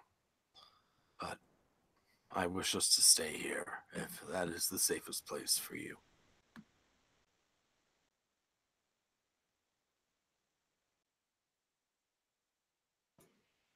I pick up my sword off the ground, kind of muttering, I'm actually going to need that. And I just look up at Haroon. I have a feeling they might come around. And don't mind him. Kind of with just a quick head nod towards Bastarad. He's got a lot of anger. It's justified, but Inexplicably, the more Haroon talks, Katya just seems to sort of warm up to him. Still giving you a bit of side eye, but also Darian and Ingvarad have left, and Bastarad's in a bad mood, so there's not really anybody else to talk to. Yes, I can sense his anger, though I have been there myself too. He would find his path back, though it may take a while. But I sense great loss in you, little one. I sense great grief. Perhaps you lost someone close recently. I'm just starting to like you. I'm not ready to open up my heart to you. You can just continue to babysit. Very well. I am here if you ever wish to speak. Just open ear. I'll keep that in mind. And I take a step just a little further away, just kind of a shuffling sidestep and kind of looking out to see where Ingvarad and Darian went. All right. Darian, I imagine you. Oh, sorry. Go ahead, Lloyd. Ingvarad would have like gone out of the tent and like found somewhere relatively secluded, not too far, where she would like kneel in the dirt and then like draw some symbols, like one of a forge, and another of this like swirling sort of wave, and would like start to pray. Like just as you kneel down to like start the prayer, Darian will kind of like like clear his throat. Sorry, I know time is short, and I'll let you pray, I promise. But I'll take a couple steps closer, and I'll take his pack off of his back, which he's like brought with him, and like lay it on the ground. There's not really an easy way to go about this, so I'm just going to do it. And I'll like open the pack and start rummaging through it, like to the very, very bottom of the pack. And I'll like begin to pull something out. And when he does, it's a candlestick made of bone. And you would recognize it by the symbols on it, that it's from the church that you had been at, that Darian stayed at like all those years ago when he stole from it. And I'll walk a little bit closer and place it next to you and then take a couple steps back. I got rid of all the rest of it. I'm sorry. But for some reason, I couldn't bring myself to sell the last piece. It doesn't feel right for me to hold it anymore. Not after all that's happened. If it can help you in your ritual, he'll like say as if like one candlestick will like magically make the prayers like incredibly vivid and obvious, like he doesn't know how those objects work or don't. It's not mine to have. I should never have had it. And I don't want to hold on to anything from then anymore. I knew you were a thief when I saw you the first time.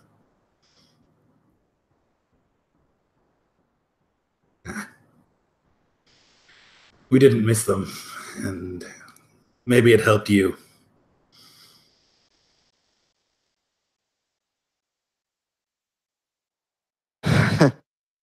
Maybe it did. Everything has a tipping point. Maybe this was that. Sometimes you have to reach a point before you look at yourself. Sometimes it takes a very long way down before you can look and see the bottom. And if stealing these items forged from the bones of gods from a sacred temple was what it took for you to see that, then that's probably a good thing.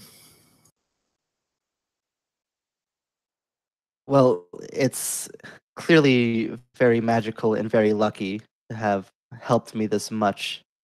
Uh, it's got a lot of power, and it looks like maybe you need some of that right now. So it would be my honor to return what was lost so long back to its rightful owner. Will you put it? And she'll point between the two symbols.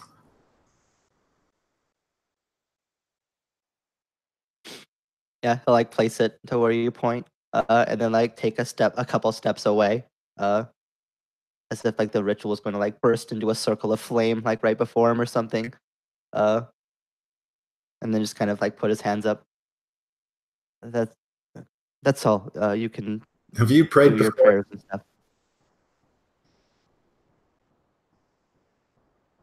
He'll like freeze at that, like not know what to say or how to respond. Uh, it might have slipped out when I was falling from that ship, but never on purpose. It can be very helpful if you do it right. Why don't you stay?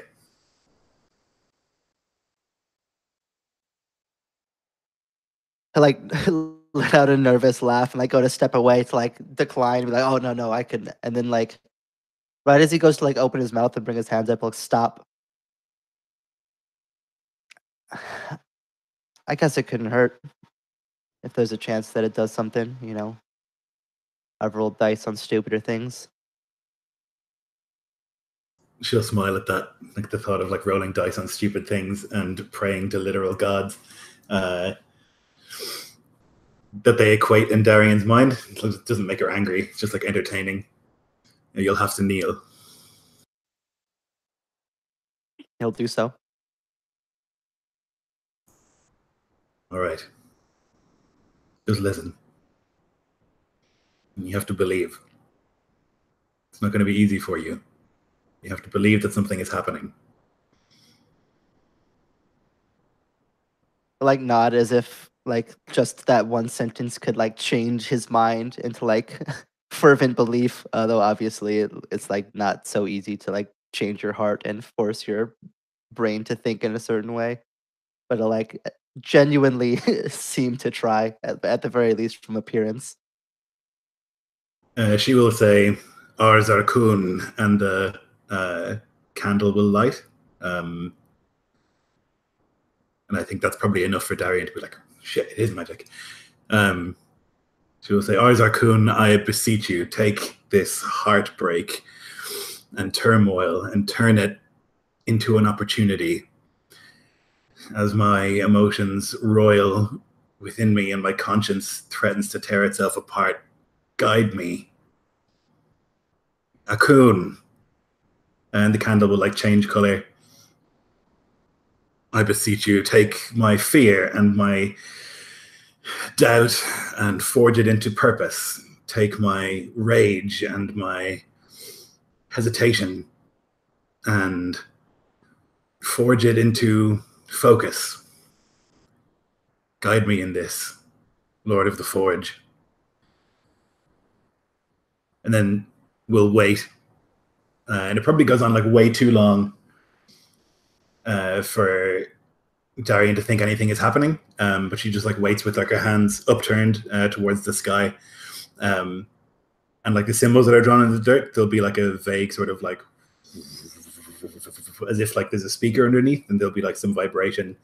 And the candle will like snuff out at the end of it, and Ingvarad will like nod, like she's heard something.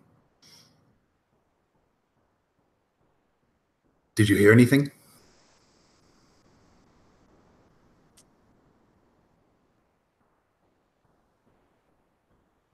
Only sounds of flame and snuffed out vibrations. Did you hear the voices of the people around you? And the birds, the wind? That's how the gods speak. They don't send you a message and say, this is what you should do. And they speak through everything that is. And when a person walks by, a word heard over the clamor, that is the God speaking to you. Like, think back to all these times, like when he was first contemplating like leaving the ship, like the sounds of the waves that would resonate with him, like the wind on the sea, and like the crowds of people, like all these like sounds that have like permeated everything through his whole life, and just kind of like shake his head. And maybe I've been hearing it all along. Didn't know. Now you know to listen.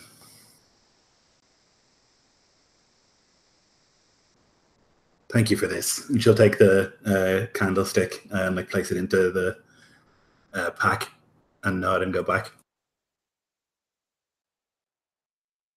I'll kind of sit there kneeling on the ground for just like a little bit longer, like not knowing what to make of it. Like he said the words just like as they came to his head, but he's not sure if he like actually believes them in his heart or not, or if he was just like following the conversation. But then like before, I think he can like get too lost in his own thoughts. The thought will like back into his head that the others are waiting and that their time is already like very close to running out before they need to leave. And I'll have to like cut his own philosophical musings short in his head. And I'll go to stand up. And as he leans down to pick up his pack, he'll see one other thing in there that he hadn't taken out yet. And I'll pull it out. And despite the fact that he had given all the Aether vials that they had earned before away to Ingvarad, there's one still in the pack that he had from long ago. He couldn't bring himself to give it up, just in case he needed it. It's always been there, in case he needed it, though he hoped that he would never. But I'll pull it out of the pack. And like after seeing the Aether like coming off of the Calendari and all their like righteous indignance, like the look of the vial is like repulsive to him now. And I'll like turn away to like the trees of the forest, and I'll just like hurl the vial into a tree, and it'll just like shatter and like send a spray of Aether onto the tree, and like leave shards of glass lying at the trunk of it. And he'll just like shake his head at like the thought of him even having kept it this long. And he'll like close the pack and sling it back over his shoulder and go to join the rest of the group.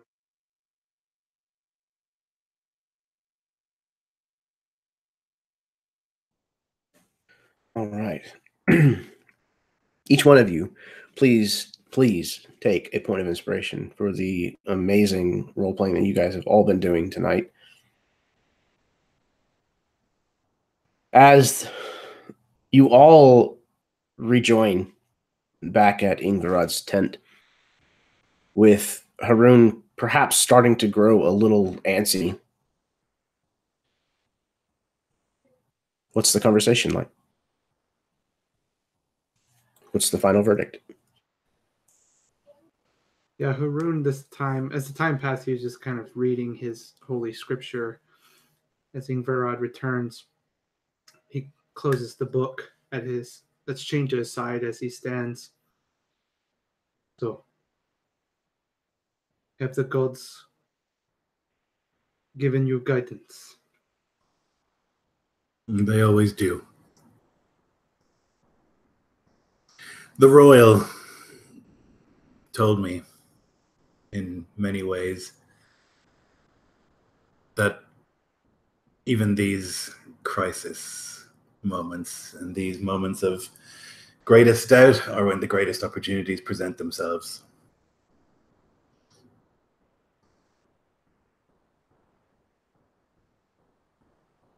I'm sanguine with the idea of going.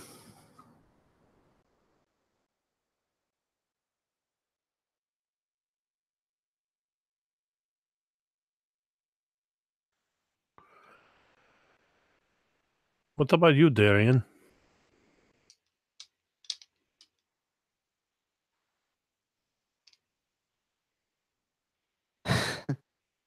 Despite my best efforts, some of you have started to grow on me. It wouldn't be the worst thing to hang around a little bit more. We can always sit away from these self-righteous bastards when we're in a better position to.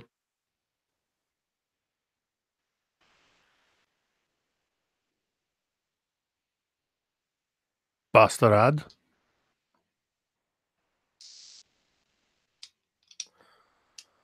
Keeping my daughter safe is my only priority right now. Going out into the night would be madness. We will do what we must.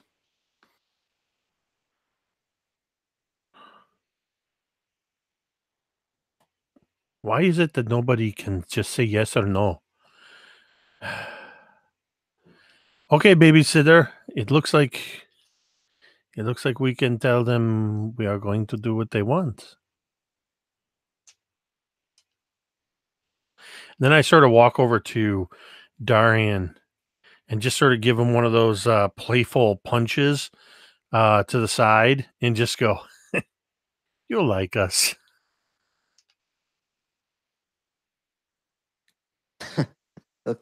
Kind of like flinch back, not out of pain, but just going along.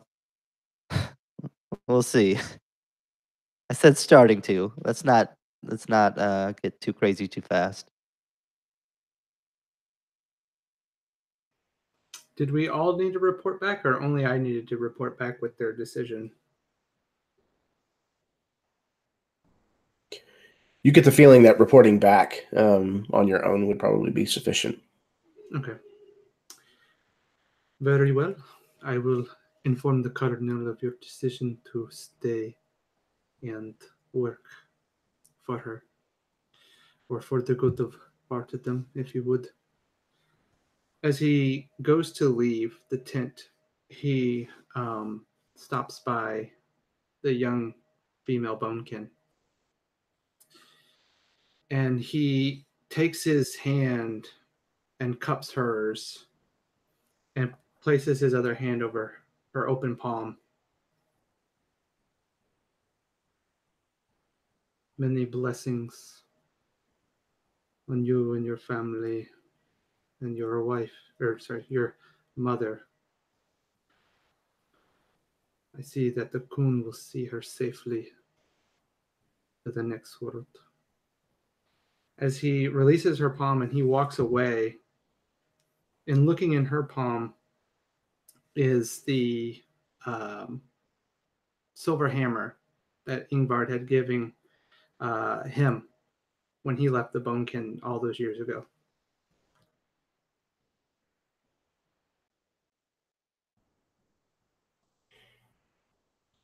She looks down at it and then kind of looks up at you as you walk away.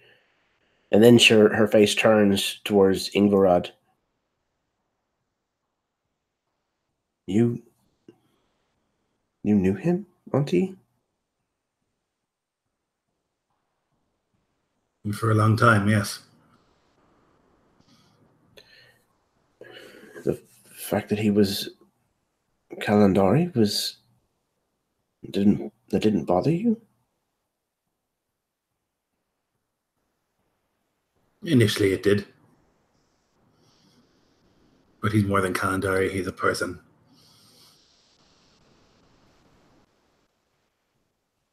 Of course. She kind of looks at the necklace and then she puts it on over her head and her horns.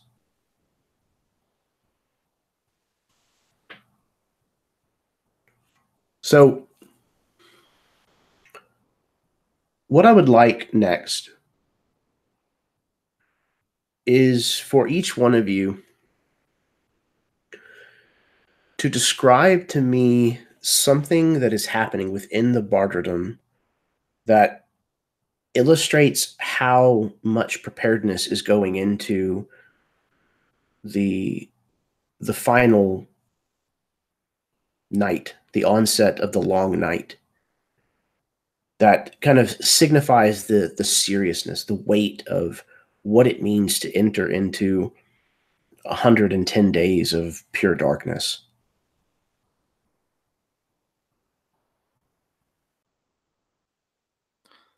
The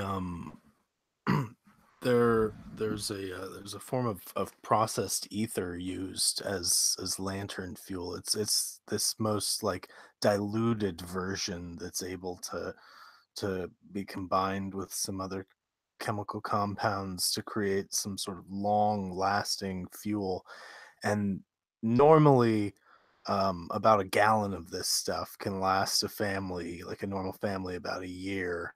And there are almost like tanker loads being brought in that are just being loaded into any sort of warehouse that might store them. And there's all sorts of precautions being taken because of their flammability and because of their, even diluted ether is still volatile. So they're being very carefully loaded, but there's just these massive tanker like barrels being carried by like several people a piece and even some pack animals.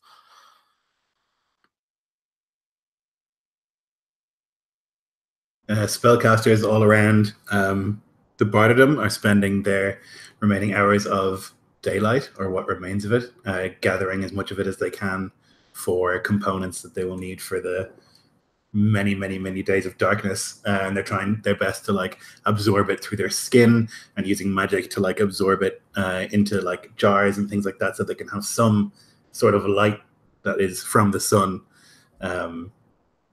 through this endless darkness. And that will eventually be sold at like an insanely high premium down the road, like a jar of sunlight. When you haven't seen the sun in weeks, people will pay a lot of money for it.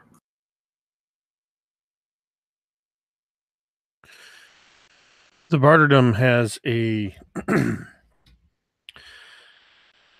a militia of sorts that is a little more than just Minutemen, minute people all throughout the Barterdom that they're taking the extra precautions to make sure that their swords and spears are sharpened, that extra arrows have been fletched, that there seems to be just pockets of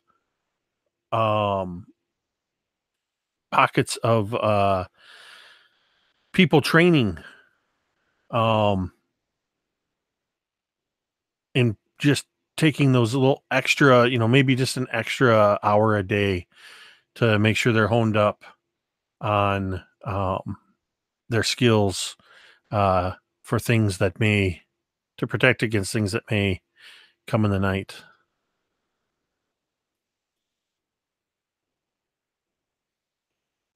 I think a lot of the organization of the camp too starts to shift when it's day and people can go in and out and trade can happen freely.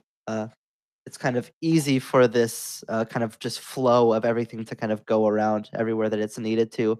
But when suddenly food is like at a premium and you can't like go out and get more of it, I think things will start to like congregate, and the people in power will have to like create organizational structures to make sure that the right people get the right amounts of food at the right times, and that like water and food are like probably stored in like specific tents and areas to ensure that like people get the proper shares, and that like nobody's getting more or less than they need to, and like that the walls are like fortified, and like even towers put up using some of those aether lamps that were described earlier, to ensure that nothing comes out from outside that's not supposed to be out there. And it's kind of, I think the organization becomes a lot more militant and structured than the kind of free flowing, lax nature that it had before.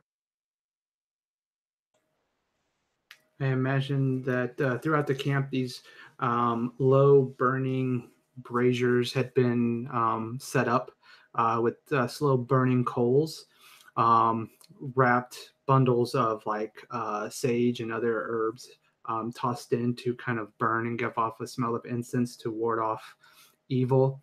Members of the clergy chanting prayers, ringing bells or other holy religious symbols as they kind of just like walk through again prayers to kind of like bless the camp. people would be, depending on their religion, praying to the direction of the setting sun, that they will make it through the long night, and seeking any sort of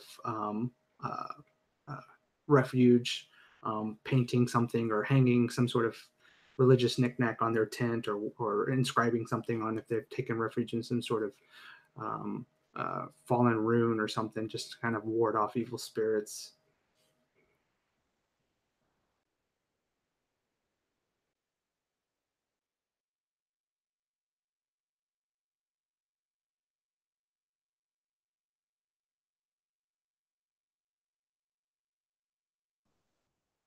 Austin, did you have something?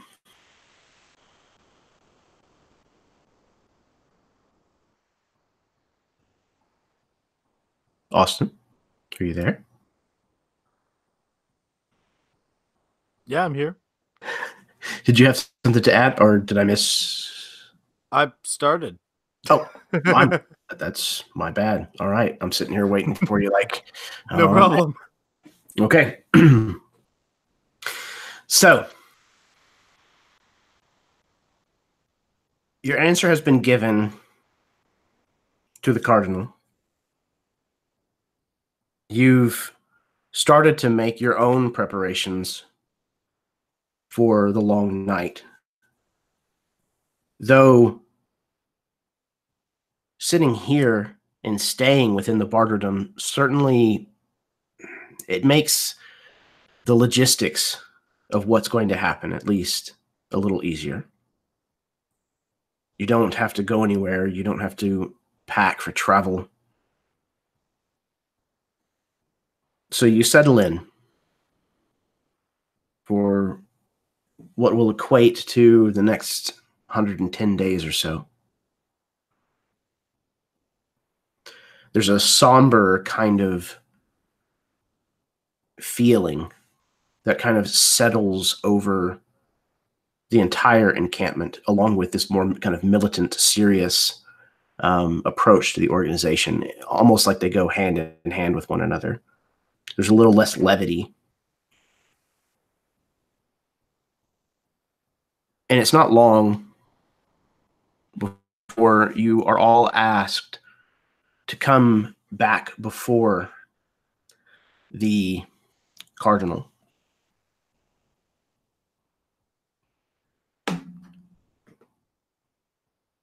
Is there any hesitation before you go back? Anything that's going on before that happens?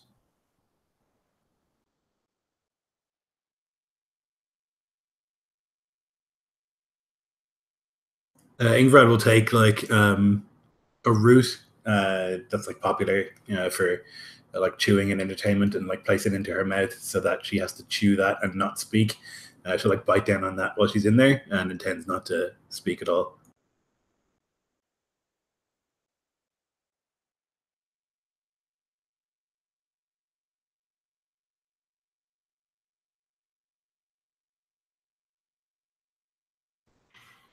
All right. You are brought back to Bilge's tent, and you notice Kalendari guards now on the outside of the tent. And as you step through, you realize that this tent has seen quite a bit of a makeover. And it seems as though perhaps the Kalendari, or at least the Cardinal, has kind of taken over this tent. Bilge is now kind of standing off to the side, and she is now sitting at a chair behind the desk. And as you come in, she looks up from the paperwork that she's signing. Yes, please have a seat. She finishes up what she's doing, throws the dampening powder onto it, blows it off, rolls it up, and hands it to someone.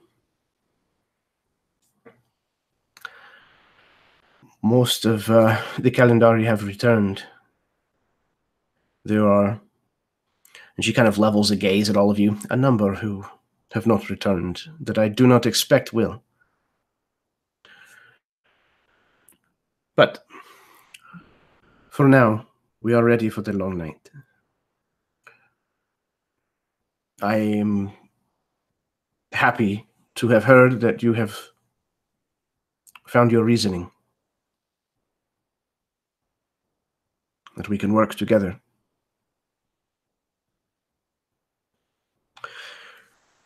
I do not ask you for a trivial task. It is one of momentous importance, and I would not ask it of you, except that it would appear that you are very capable individuals.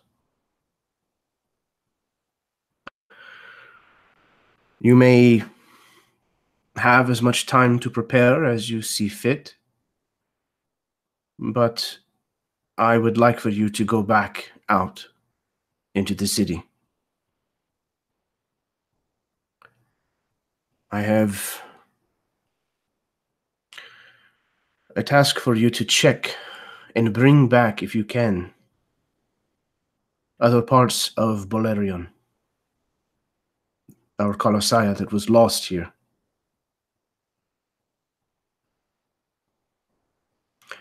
As per your arrangement with Bilge,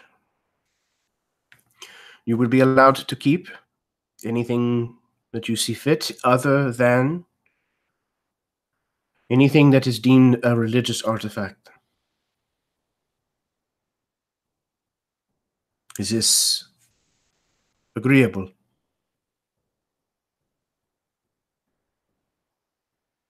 We spend all this time trying to work not to get exiled, and you send us out into the cold anyways? I see. I could find another task for you, perhaps.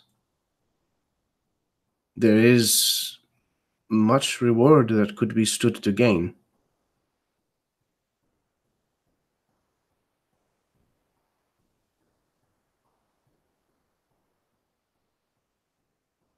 Darian will realize that he's kind of blurted out of turn and like spoken for everybody else, and he'll like look to see what the other people's opinions are before he like continues down his own path.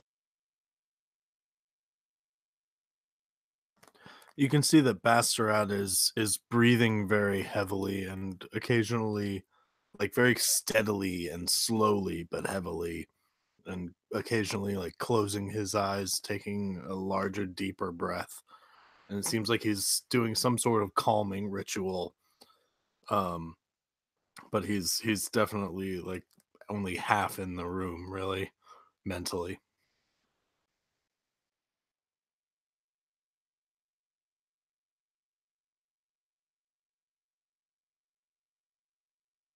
Sorry, I didn't mean to speak out of turn. We'll hear you out, but I'm curious what exactly constitutes a religious artifact. Given the elvish beliefs, the bit that I know, and I'll kind of like trail off, and like you can't help but like think of Kalp and like how absent he is from this conversation, like how much his knowledge would have helped right now. What's to say you won't just call anything we find an artifact? Any bit of aether, any stone with a carving in it. We should know. Aether found would belong to us. It is a sacrament to us, and for others just, well, a recreational form of entertainment. I would rather it not go towards that, if at all possible. Aside from that, if it is calendari by chance, if it belonged inside of a temple, or if it is a piece of the Colossiah, those are the terms that I would consider to be religious. Can we agree to those terms?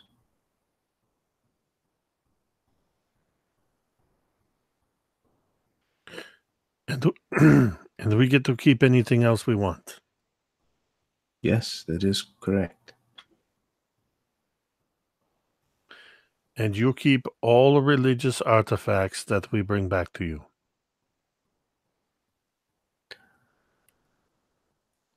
I would prefer to look them over at first, at least.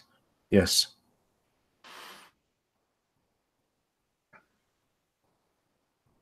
You mentioned a reward. Surely that can't just be scavenging. What did you have in mind? Well, according to the human customs in the Bartatan that must be observed, I cannot pay you money. I cannot give you coin of any kind. What you find is for keeping, that's fine. But I can repay you in other ways. What would you like to work for?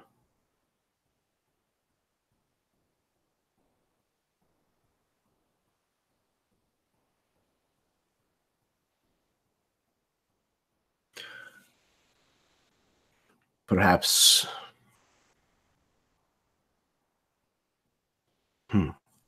perhaps drink, extra rations of food,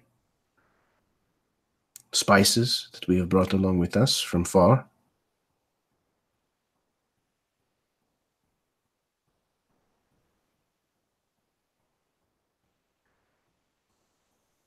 There is much trepidation, I see, still with you.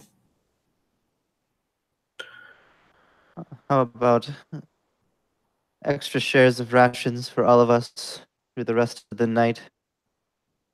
And you'll repair our equipment as well and upgrade it where it can be. Much of us are using patchwork gear.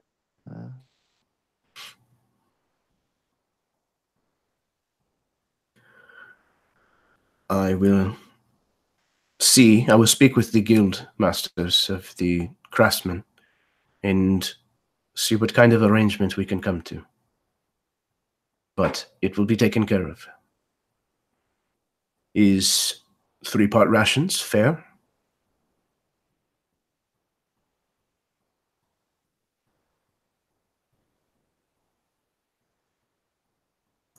What if Ingvrad spits the root out onto the dirt?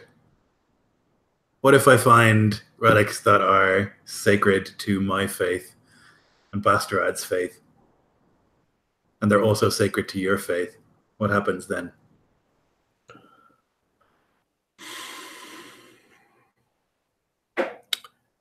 I would be willing to negotiate over them. I will not take them from you outright, but there must be a discussion to be had. Agreed? A lot more negotiation strength if you were out there getting them yourselves. I think if we bring them back, they are ours. We're risking our lives, no? The men and women of the Kalendari will be making excursions of their own.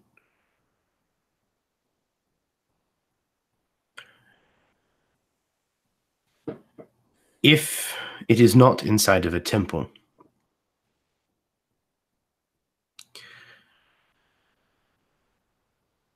I would be willing to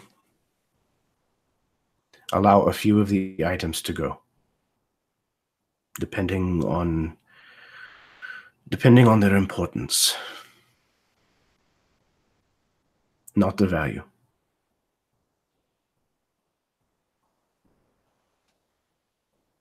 All right.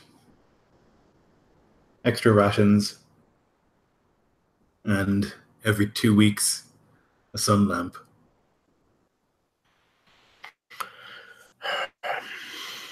She kind of strokes the cheek of this kind of cold mask.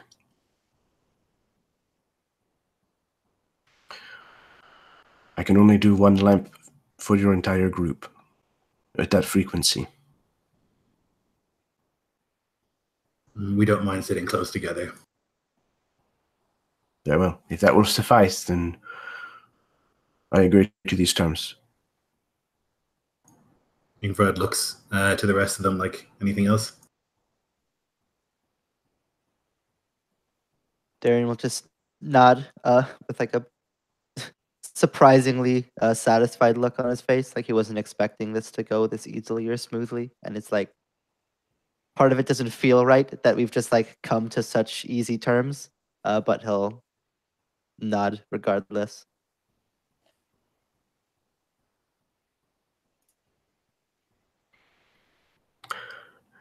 She writes something more down on this scroll that was sitting in front of her, more than likely adding these terms that you have come to.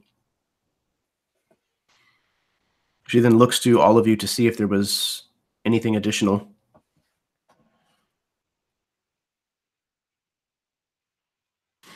When nothing is said, she... If we're to look to find these pieces of bone,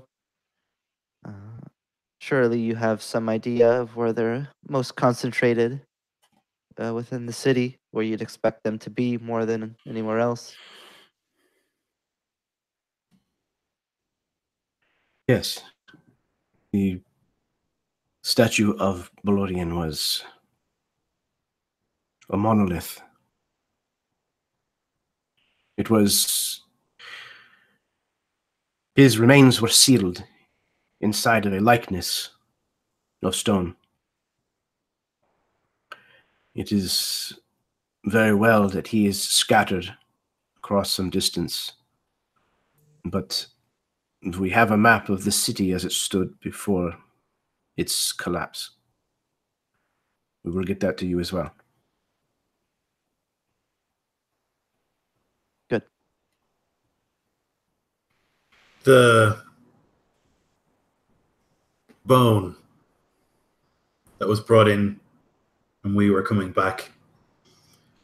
Do you know what's happening with that? Who has claimed it? The Calendari have, at great purchase, but we now have it in our possession.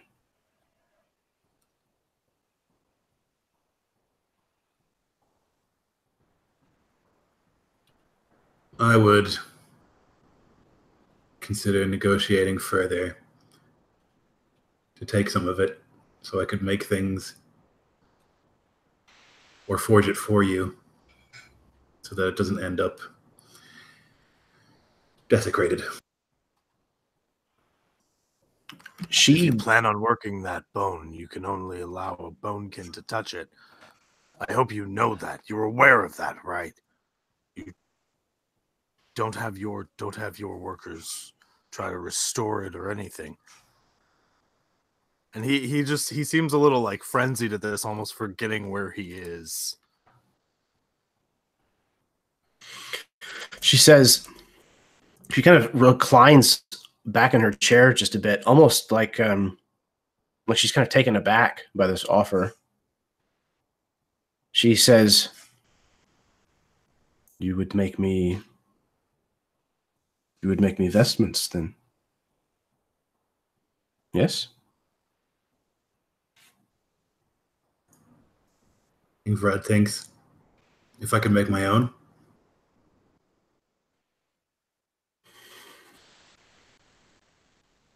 Very well.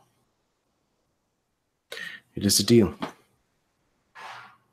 I will let you have 10% of the Colossiah bone for your work. That should be sufficient. I'll have to inspect it, of course, and I'll need Bastarad with me. But yes, it should be sufficient. She seems very pleased by this turn of events. Is there anything in this deal that Haroon would know that she is trying to avoid giving up? I like that idea. Anybody can throw an idea out there. Something that maybe she doesn't want to happen.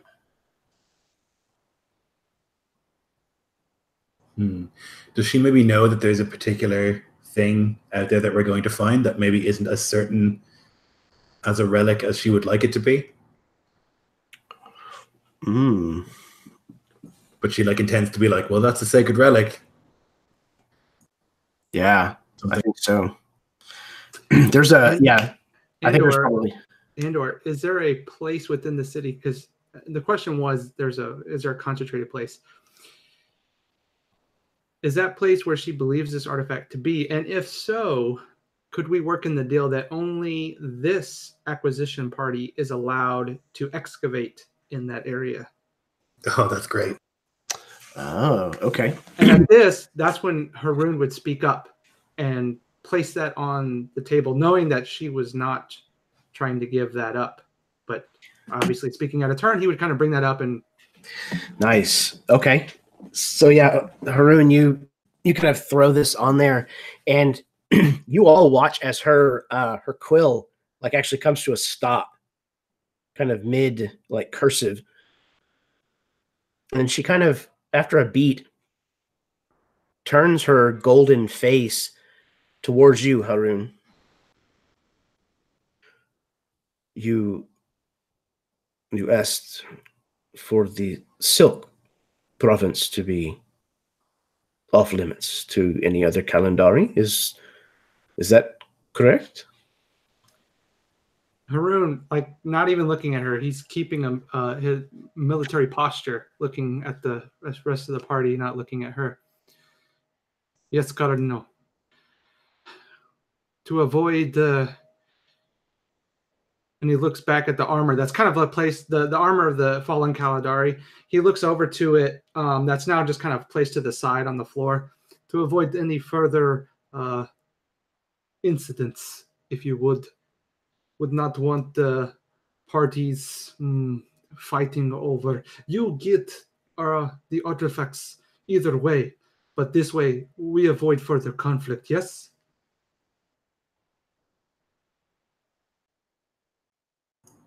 That's wise. We do have a history of injuring your people. And of course, you have already signed me detail to this excavation party. I will be reviewing all artifacts that they excavate and can inform you of any findings, of course. She kind of studies you for a long time, Haroon, like an uncomfortable amount of time. Like if the two of you were alone, she would probably be chastising you vehemently right now. You've seen this kind of posture from her before. Oh, and he knows it, but he's I mean, just that standard military posture. He knows that this is under her skin, but in the presence of this negotiation, cannot retaliate in public, as it would lose. She would lose face. Absolutely.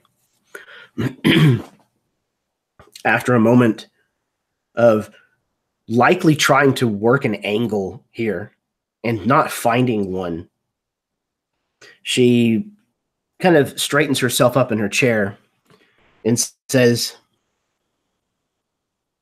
very well. Silk District, then, it is. And she kind of signs her name after these terms have been added, and then turns the contract kind of 180 degrees towards all of you and slides it forward. If you would, please.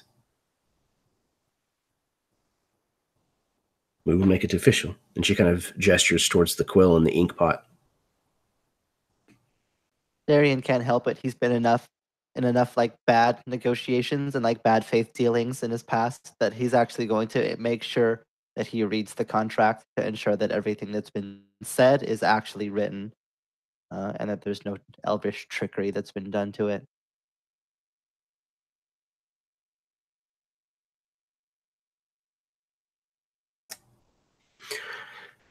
So let's get a roll, Jeff. Investigation, maybe? Perception?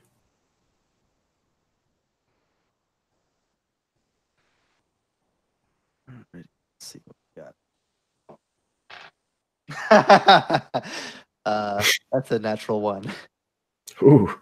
Do you speak Elvish? Is one of your languages by chance? I do not.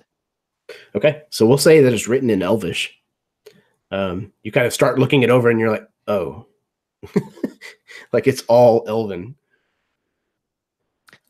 With that, he's gonna look over to Haroon, say, "I can't read your language. Can you check it for me?"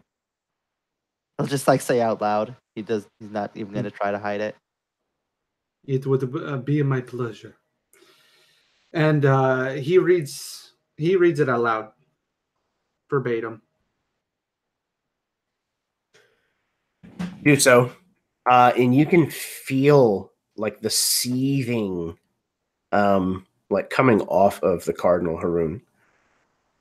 But she sits there quietly while you do so, kind of just gently wrapping kind of the fingers of her gloved hand kind of on the armrest of this chair that she's sitting in. None of you hears anything amiss. It all sounds very much on the up and up with what was discussed. And when he is finished, she says, "There we have it."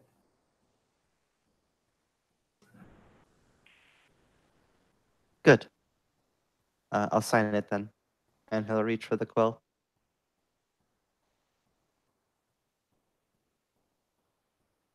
Is anyone not signing the contract?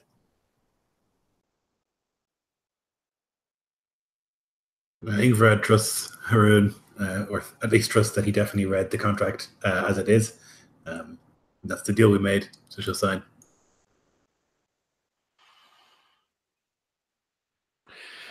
Trusting Brad. If she signs, then he'll go along with it.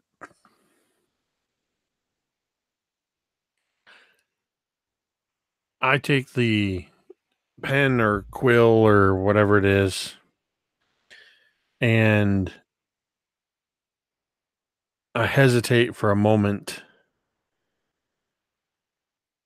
not signing, but not because I don't want to. I never learned my letters.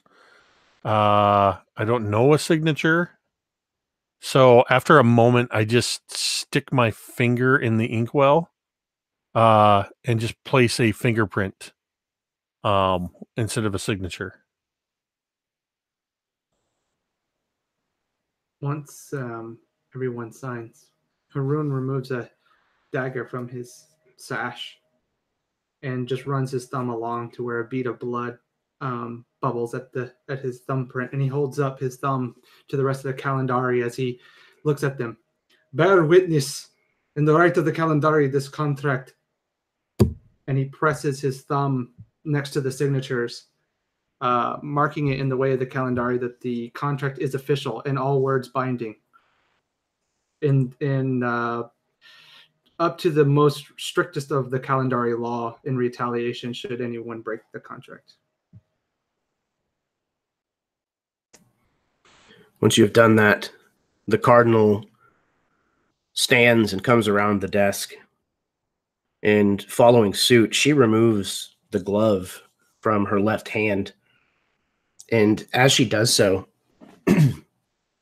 you can all see the gray, like crackled remains of her hand. What of it is still corporal.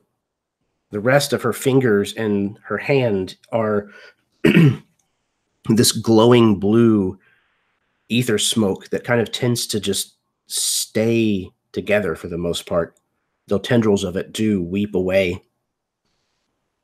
She takes the one remaining finger that she has,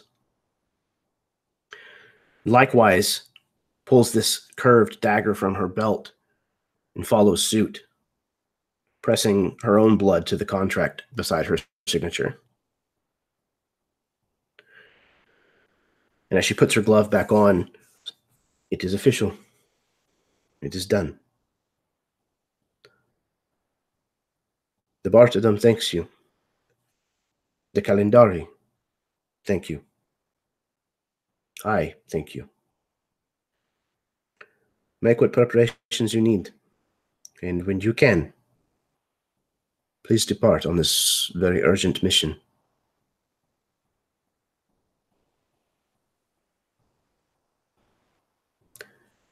I think this is probably going to be where we stop. All right. You guys, thank you very, very much. Another fantastic session in the can. A massive welcome to you, Alan. Even though it wasn't the warmest of welcome in character, I hope that out of character, at least, you feel a warm welcome. Yeah, I'm going to pass this over to my players so that they can do their outros, and then we'll call it a night. So first up, let's go with Jeff.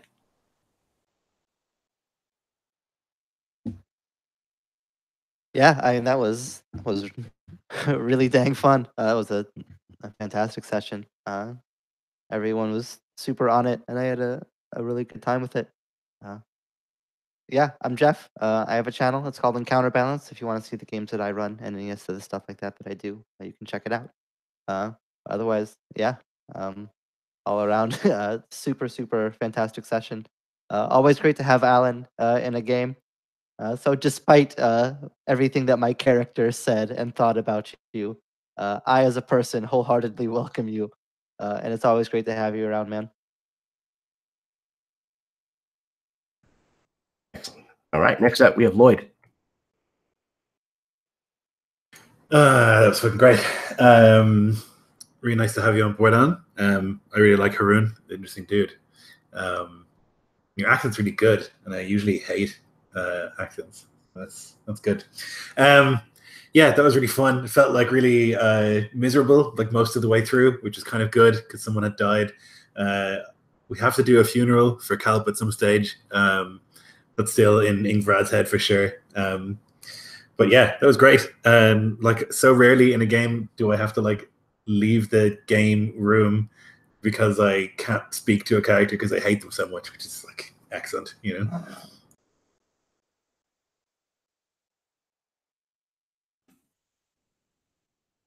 I will take a little bit of hatred for an NPC. All right, next up we have Jake. Oh man, that was awesome. Just wow.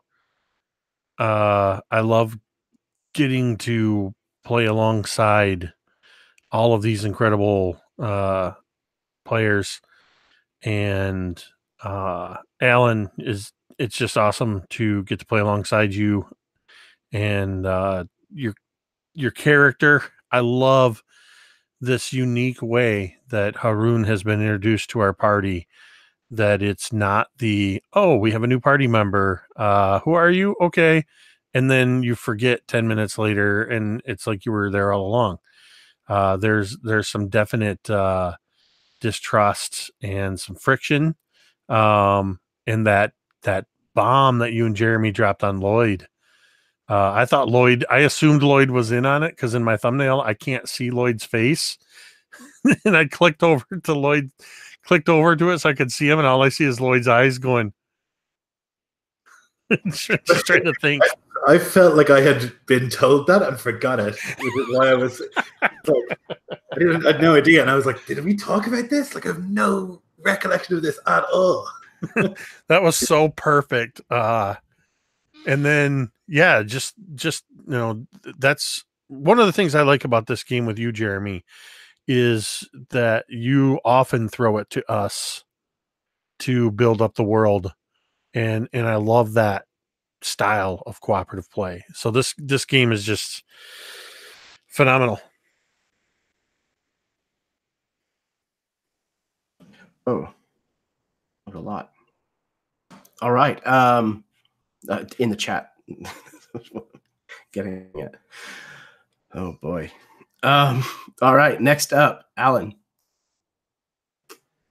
Yeah, it was super awesome to join this group. I was watching it beforehand and love the setting as always, Jeremy. So perfect with the detail and the amount of work that you put in as a DM and your settings.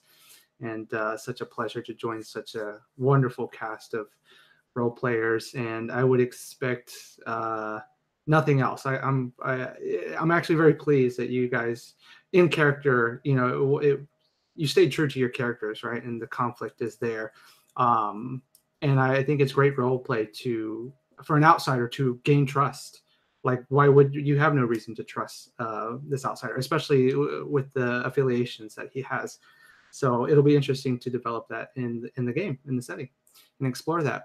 So thank you so much for allowing me to join your group. I do feel welcomed as a player, and I look forward to our next section. So thank you so much. It's fantastic to have you on board, man. Thank you. And last but certainly not least, Austin. Well, first of all, I want to say it's great to have you on board, Alan. That was a great character. I'm really, really enjoying it so far. This game has been so much fun. Thanks again, Jeremy. This is just a ton of fun. I'm loving the amount of conflicting emotion that is getting to be played out. Like, I love getting to be like, well, I'm super mad and I'm super grieving, but I'm trying to hide the grief. And also, like my dead wife's sister, who I'm still kind of carrying a torch for, has her ex-boyfriend show up. Like, what the fuck? This is a lot to get to play with. So it's a ton of fun in that regard. So I'm having a lot of fun. Again, nothing to plug, but yeah, thanks a lot for including me in this game. It's just so much fun. Very happy to hear that, man. Thank you. And yeah, you guys, you keep knocking it out of the park. I love coming up with stuff and throwing it at you and seeing how you respond to it and what you throw back at me. It's a very, very fun exercise. And in the end, the story that's coming out of it is just nothing short of fantastic.